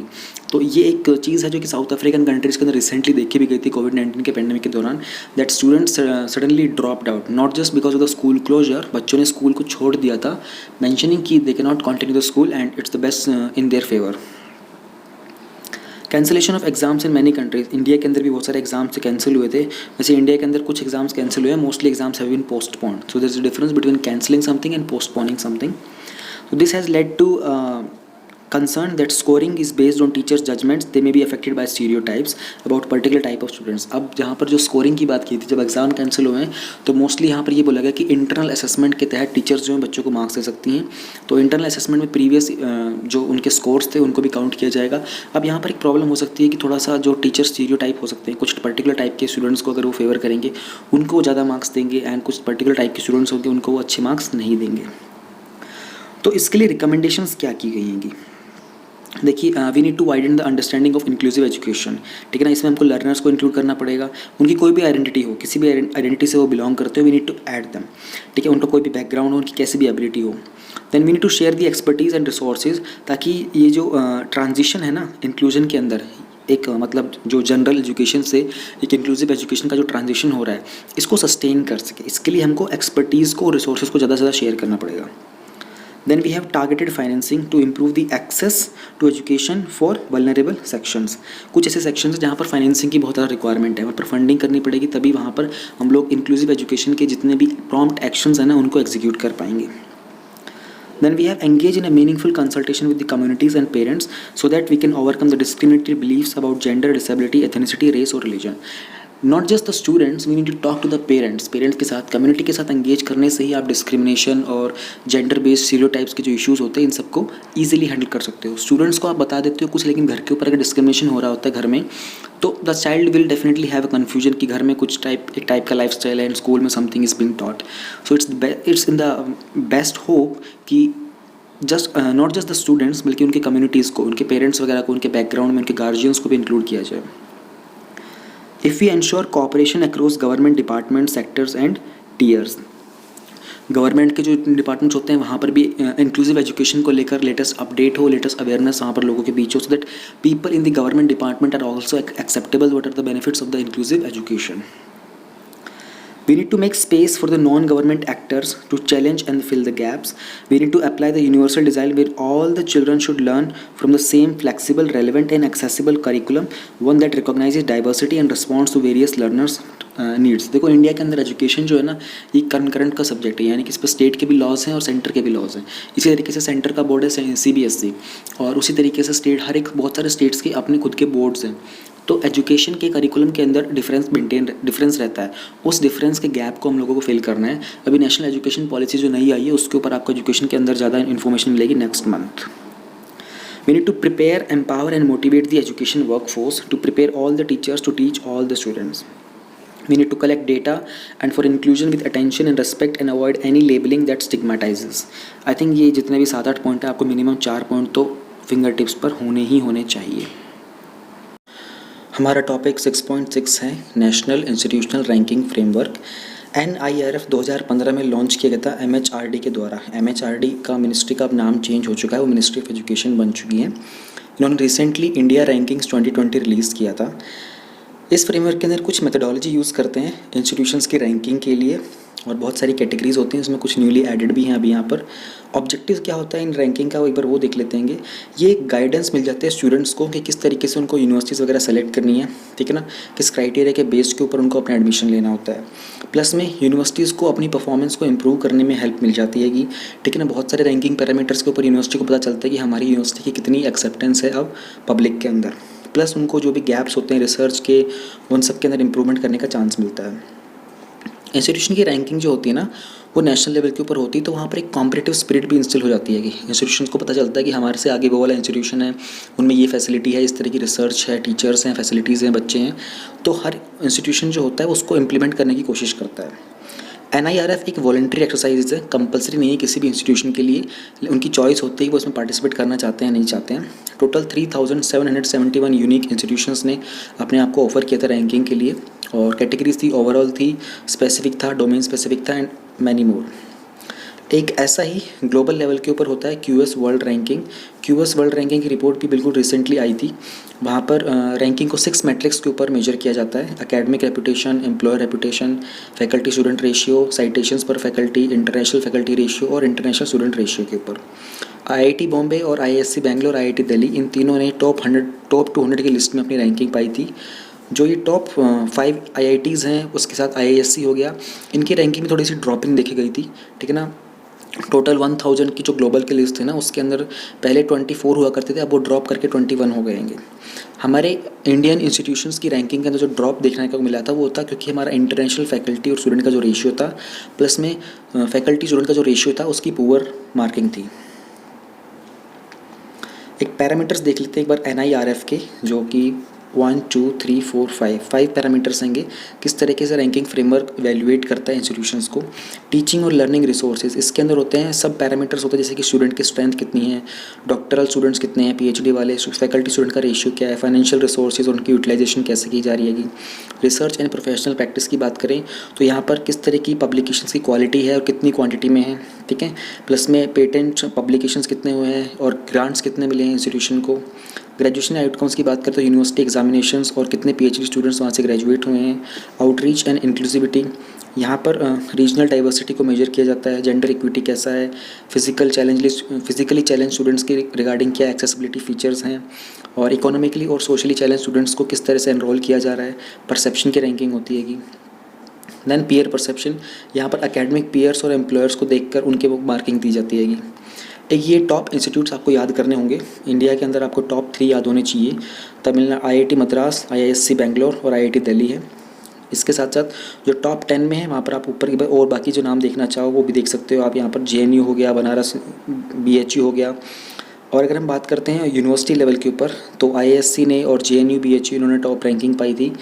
And उसके बाद बात करते हैं टॉप रैंक कॉलेजेस में, तो मिरांडा हाउस टॉप पर था, फिर LSR था, Lady Shri Ram College for Women और हिंदू कॉलेज था। ये सारे के सारे दिल्ली यूनिवर्सिटी का पार्ट है। Now we have 6.7 state food safety index for 2019-20। News में क्यों है, रिसेंटली FSSAI जो कि Food Safety and Standards Authority of India है, उन्होंने एक रिपोर्ट रिलीज़ की थी वर्ल्ड फूड सेफ्टी डे के ऊपर 7 जून को जो मनाया जाता है, और ये थी second state food safety index, ठीक है। ये न्यूज़ में क्यों था, ये इंडेक्स बहुत ही डायनामिक क्वांटिटेटिव और क्वालिटेटिव बेंचमार्क है, जहाँ पर हमको एक ऑब्जेक्टिव मिल जाता है किस तरीके से फूड सेफ्टी को इवैल्यूएट करते हैं सभी स्टेट्स के अंदर, यूटीज़ के अंदर। प्लस में यहाँ पर एक इंसेंटिव मिलता है कि किस तरीके से बाकी सब स्टेट्स के अंदर एक कॉम्पिटिशन वाली फीलिंग को डेवलप किया जा सकता है कि कैसे वो फूड सेफ्टी को इम्प्रूव करेंगे। एक बार FSSAI के बारे में देख लेते हैं। इसको हम लोगों ने इस्टेब्लिश किया था food Safety and standards act 2006 के अंडर। इसे क्रिएट किया गया था ताकि एक साइंस बेस्ड स्टैंडर्ड्स हम लोग सेटअप कर सकें, किस तरीके से हम लोग मैन्युफैक्चर करेंगे, स्टोर करेंगे, डिस्ट्रीब्यूशन, सेल, इंपोर्ट, और किस तरीके से सेफ़ और होलसम फूड की जो क्वालिटी होगी, फूड के ऊपर काम जो भी करना था। बेसिकली फूड के रिगार्डिंग सब कुछ हम लोगों ने एक जगह पर निचोड़ के रख दिया था इस एक्ट के अंदर। इस एक्ट का एम है कि हमको एक सिंगल रेफरेंस पॉइंट बनाना है सभी मैटर्स के लिए जो भी फूड की सेफ्टी और स्टैंडर्ड से रिलेटेड हैं। कैसे? By moving from multi level to multi departmental control to a single line of command. Ministry of health and family वेयर इसकी एडमिनिस्ट्रेटिव मिनिस्ट्री है FSSAI के इम्प्लीमेंटेशन के लिए। FSSAI के कुछ इनिशिएटिव्स भी हैं, जैसे कि ईट राइट मूवमेंट है, ठीक है ना। ये पब्लिक हेल्थ को इम्प्रूव करने के लिए इंडिया के अंदर किस तरीके से हम लोग नेगेटिव न्यूट्रिशनल ट्रेंड्स के साथ फाइट करेंगे। देन भोग करके एक इनिशिएटिव, इसकी फुल फॉर्म होती है blissful hygienic offering to God. यहाँ पर हम लोग एनकरेज करते हैं प्लेसेस ऑफ वर्शिप को कि वो लोग फूड सेफ्टी को मेंटेन करें, हाइजीन को मेंटेन करें, प्लस जो भी फूड सेफ्टी के मैसेजेस होते हैं अपनी प्लेसेस के थ्रू कन्वे करें रिस्पॉन्सिबल सिटीजन्स बनाने के लिए। हाइजीन रेटिंग स्कीम है, ये एक ऑनलाइन ट्रांसपेरेंट स्कोरिंग और रेटिंग प्रोसेस है जहाँ पर कंज्यूमर्स जो होते हैं वो इन्फॉर्म चॉइसेस बनाते हैं प्लेसेस के रिगार्डिंग, ठीक है ना, जहाँ पर वो ईट आउट करते हैं। प्लस में इन चॉइसेस के ऊपर वो एनकरेज करते हैं अपने बिजनेस को कैसे इंप्रूव करेंगे, वहाँ के हाइजीन स्टैंडर्ड को कैसे इंप्रूव करेंगे, प्लस में किस तरीके से वो फूड बॉर्न इलनेस को रिड्यूस कर सकते हैं। Then we have heart attack rewind, ये पहला मास मीडिया कैंपेन है अपने टाइप का। ये सपोर्ट करता है FSSAI के ग्लोबल टारगेट को, किस तरह से हम लोग इंडिया में से ट्रांस फैट को 2022 तक एलिमिनेट करेंगे। FSSAI शिफ्स, FSSAI ने ज्वाइन किए थे hands with chefs, CIIHUL initiative on food safety services. इसका पर्पज़ है कुछ एक्टिविटीज़ ड्राइव करना साइंस बेस्ड फूड सेफ्टी के अकॉर्डिंग कंट्री के अंदर, ताकि कंज्यूमर्स को एक इनोवेटिव एनवायरनमेंट क्रिएट करने के लिए स्पेस मिले, प्लस में उनको प्रोटेक्ट किया जाए और उनकी जो इंडस्ट्रीज़ होती हैं उस इनोवेटिव एनवायरनमेंट के अंदर उनको स्ट्रेंथन किया जाए। ये जो हमारा इंडेक्स है फूड वाला, ये कुछ 5 सिग्निफिकेंट पैरामीटर्स के ऊपर बेस्ड है। उन 5 पैरामीटर्स के बारे में एक बार देख लेते हैं। पहला है human resource and institutional data, जो कि 20% वेटेज है। यहाँ पर हम लोग चेक करते हैं कि स्ट्रॉन्ग कल्चर की अवेलेबिलिटी कैसी है फूड के अंदर, ठीक है ना, उसका इकोसिस्टम क्या है, उसका इन्फोर्समेंट कैसा है। देन वी हैव कंप्लायंस, इसको 30% वेटेज दिया गया है। यहाँ पर हम लोग overall coverage of food business को देखते हैं, उसकी लाइसेंसिंग कैसी हो रही है, रजिस्ट्रेशन का प्रोसेस प्रॉपर है या नहीं है। Then third one is we have food testing, उसका इंफ्रास्ट्रक्चर और सर्विलेंस, यहाँ पर 20% वेटेज है। This measures the availability of adequate testing infrastructure, वहाँ पर ट्रेन मैन पावर है या नहीं स्टेट और यूटीज़ के अंदर फूड सैंपल्स को टेस्ट करने के लिए। We have training and capacity building, इसको 10% वेटेज दिया गया है। यहाँ पर ट्रेनिंग और कैपेसिटी बिल्डिंग को रेगुलेटरी स्टाफ की रिगार्डिंग जो भी होती है, लेबोरेटरी पर्सनल हो गए, इन सब के ऊपर निगरानी रखी जाती है, सर्विलेंस किया जाता है। 20% वेटेज है हमारा कंज्यूमर एम्पावरमेंट का। यहाँ पर हम मेजर करते हैं किस तरीके के स्टेट्स की परफॉर्मेंस रही है बहुत सारे कंज्यूमर एम्पावरिंग इनिशिएटिव्स के द्वारा, जो कि FSSAI के थे, हम लोगों ने जो ऊपर देखे थे इन सब के अंदर। कंपैरिजन को इंश्योर करने के लिए, ठीक है ना, इंडेक्स को 3 कैटेगरीज में डिवाइड किया गया था, लार्ज स्टेट, स्मॉल स्टेट और यूनियन टेरिटरीज़ के अंदर। लार्ज स्टेट के अंदर गुजरात को टॉप रैंकिंग दी गई थी, उसके बाद तमिलनाडु, महाराष्ट्र। स्मॉल में Manipur, Meghalaya and union territories के अंदर दिल्ली एंड अंडमान आइलैंड्स। इसके बाद हमारा सोशल इश्यूज़ का लास्ट टॉपिक है स्वच्छ भारत मिशन फेज़ 2। ध्यान देना, ऑपरेशनल गाइडलाइंस जो सेकंड फेज़ के लिए हैं, स्वच्छ भारत मिशन ग्रामीण SBMG फेज़ 2, ये SBMG शॉर्टकट याद रखना। इनको रिसेंटली रिलीज़ किया था DDWS ने। DDWS क्या है? Department of drinking water and sanitation, ये मिनिस्ट्री ऑफ जल शक्ति के अंडर आता है। SBMG फेज़ 2 के बारे में बात करें तो ये इंप्लीमेंट होगा 2020-21 से लेकर 2024-25 तक, यानी कि 5 साल का एक मिशन मोड है। इसकी टोटल एस्टिमेटेड कॉस्ट जो लगाई जा रही है वो जा रही है 1,40,000 करोड़। तो एक ही नॉवल मॉडल होगा, ठीक है ना, जहाँ पर हम कन्वर्जेंस करेंगे डिफरेंट वर्टिकल्स का, किस तरीके से फाइनेंस करना है बहुत सारी स्कीम्स को सेंटर और स्टेट गवर्नमेंट के ऊपर, सैनिटेशन फैसिलिटीज़ को कैसे इंप्रूव करना है ताकि open defecation free plus villages के अंदर हमको मिल जाए। Open defecation free plus village, एक इसको डिफाइन करते हैं तो एक विलेज जहाँ पर वो सस्टेन करता है अपने ODF स्टेटस को, ध्यान रहे सस्टेन कर रहा है ODF के स्टेटस को, ODF तो था लेकिन उसके स्टेटस को सस्टेन कर रहा है, प्लस में सॉलिड और लिक्विड वेस्ट के मैनेजमेंट को भी इंश्योर करता है, ठीक है ना। SLWM का ध्यान रखना है, सॉलिड लिक्विड वेस्ट मैनेजमेंट, और विजुअली बहुत क्लीन है, उसको बोला जाएगा ODF plus village. SBMG phase 2 के कंपोनेंट्स क्या हैं? वहाँ पर इंडिविजुअल हाउस होल्ड लेटरिन्स प्लस में कम्युनिटी सैनिटरी कॉम्प्लेक्सेस बिल्ड किए जाएंगे, रेट्रोफिटिंग होगी टॉयलेट्स की, सॉलिड वेस्ट मैनेजमेंट के लिए काम किया जाएगा जैसे कि बायोडिग्रेडेबल वेस्ट मैनेजमेंट, यहाँ पर हम लोग कंपोस्टिंग करेंगे हाउस होल्ड के अंदर, और कम्युनिटी लेवल के ऊपर होगा वहाँ पर हम लोग बनेंगे गोबरधन। गोबरधन की फुल फॉर्म होती है galvanising organic bio agro resources धन। एक स्कीम है जहाँ पर हम लोग बायो वेस्ट को कन्वर्ट करेंगे बायोगैस के अंदर और बायो स्लरी के अंदर, ताकि हम लोगों को इकोनॉमिक और रिसोर्स बेनिफिट मिल सकते हैं फार्मर्स को और हाउस होल्ड्स को। प्लास्टिक में वेस्ट मैनेजमेंट के ऊपर काम किया जाएगा, ये सारे के सारे कंपोनेंट्स में। लिक्विड वेस्ट मैनेजमेंट के ऊपर काम करेंगे ग्रे वाटर में और फीकल स्लज मैनेजमेंट में। फीकल स्लज मैनेजमेंट वो होता है जहाँ पर आपके टॉयलेट का सॉलिड वेस्ट इकट्ठा होता है, वो जो एक मतलब बेसमेंट के अंदर एक जो होल जो बोर वेल बना एक वेल बना होता है वहाँ पर। ग्रे वाटर होता है कि आपके जो बाथरूम में जो नहाने धोने का जो पानी निकलता है, सोप वाला जो वाटर निकलता है, उसको ग्रे वाटर बोलते हैं। कुछ गाइडिंग प्रिंसिपल हैं कि इस पूरे के पूरे मिशन को जब भी हम लोग इंप्लीमेंट करेंगे, जिस भी फेज़ के अंदर, छोटे छोटे प्रोजेक्ट्स के अंदर, वहाँ पर ही कुछ गाइडिंग प्रिंसिपल्स हैं, इनको ध्यान में रख के हम लोगों को आगे बढ़ना है। We have to ensure that no one is left behind. हमारे कम्युनिटी के जो एसेट्स हैं सॉलिड लिक्विड वेस्ट मैनेजमेंट के, उनको प्रायोरिटी देनी है, उनको फाइनेंसिंग करना है। Existing solid liquid waste management के जो इंफ्रास्ट्रक्चर हैं उनको जहाँ तक पॉसिबल हो सकता है उनको यूज़ करना है। सॉलिड लिक्विड वेस्ट मैनेजमेंट की जो एक्टिविटीज़ हैं रीयूज़ के अंडर, ठीक है, उनको प्रमोट करना है। हमें कन्वर्जेंस करना है दूसरी स्कीम्स के साथ, जैसे कि जल जीवन मिशन हो गया ग्रे वाटर मैनेजमेंट के लिए, फाइनेंस कमीशन के फंड हो गए को फाइनेंसिंग के लिए, मनरेगा के हो गया, ठीक है ना, dove telling of funds and functionaries. अब यहाँ पर डोव टेलिंग वर्ड को समझना बहुत ज़्यादा इंपॉर्टेंट हो जाएगा आपके लिए। डोव टेलिंग का मतलब होता है कि जॉइनिंग समथिंग टुगेदर, ठीक है ना, by the means of a dovetail, और बेसिकली फिट करना है ना, to make something fit easily and conveniently. तो मनरेगा को फंड और फंक्शनरीज के लिए फिट करना। Ministry of skill and development and entrepreneurship के स्किल डेवलपमेंट और फील्ड फंक्शनरीज के लिए यूज़ कर लेना। NRLM national rural livelihood mission को इन्वॉल्व करना, जहाँ पर सेल्फ हेल्प ग्रुप्स वो बिहेवियर चेंज कम्युनिकेशन के लिए अपना योगदान दे सकते हैं। New national biogas and organic manure programme NNBOMP scheme और sustainable alternative towards affordable transportation सतत स्कीम, ये गोबरधन प्रोजेक्ट्स के लिए हम लोग यूज़ कर सकते हैं। Use of business model creation, self sustainable revenue models, operation maintenance as well as obligatory component of planning करना। टेक्नोलॉजीज़ को एनकरेज करेंगे ताकि ऑपरेशन की जो और मेंटेनेंस की जो कॉस्ट है ना वो थोड़ी सी लो हो जाए। स्टेट्स के अंदर एक फ्लेक्सिबिलिटी रखेंगे, क्लस्टरिंग ऑफ विलेजेस फॉर ताकि वहाँ पर मैक्सिमम इकोनॉमिक एफिशिएंसी हमको देखने को मिले। प्रायोरिटी मिलेगी उन विलेजेस को जो गंगा के बैंक्स के ऊपर हैं और बाकी जो वाटर बॉडीज़ हैं उनके ऊपर। अब गाइडलाइंस हैं प्लानिंग के अंदर, उन्होंने कुछ गाइडलाइंस दी हैं कि जैसे कि स्टेट गवर्नमेंट्स और यूटीज़ को डेवलप करने होंगे PIP और AIP। PIP और AIP क्या होते हैं? PIP होगा पूरे एंटायर पीरियड के लिए एक प्रोग्राम होगा 2020-21 से लेकर 2024-25 तक का, जहाँ पर सारी की सारी सैनिटेशन एक्टिविटीज़ होंगी विलेज ब्लॉक लेवल में और डिस्ट्रिक्ट्स के अंदर कैसे की जाएंगी, ये पूरा का पूरा प्लान होगा।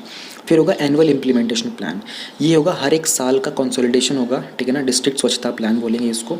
यहाँ पर क्या करेंगे, हर एक डिस्ट्रिक्ट अपना एक डिस्ट्रिक्ट स्वच्छता प्लान प्रिपेयर करेगा और वो कंसोलिडेट करेगा विलेज एक्शन प्लान्स को, यानी कि पहले सारे के सारे विलेज का एक्शन प्लान बनाएंगे, उन सबको कंसोलिडेट करेंगे, फिर डिस्ट्रिक्ट एक्शन प्लान बनाएंगे और ये एनुअली बनाएंगे। तो PIP तो मतलब पूरा का पूरा प्लान हो गया, AIP मतलब एनुअल प्लान हो गया, साल में एक बार होगा। फंडिंग की अगर बात करते हैं तो स्वच्छ भारत मिशन ग्रामीण के अंदर ये एक सेंट्रली स्पॉन्सर्ड स्कीम है, ठीक है, सेंटर और स्टेट दोनों के बीच में।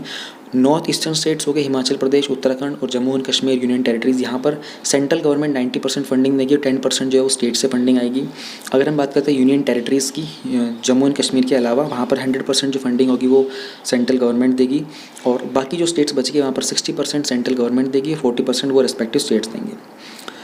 फंड को रिलीज़ करेंगे स्टेट और यूटीज़ के बेसिस के ऊपर उनकी परफॉर्मेंस कैसी है और किस तरीके से वो प्रोग्राम को अचीव कर सकते हैं।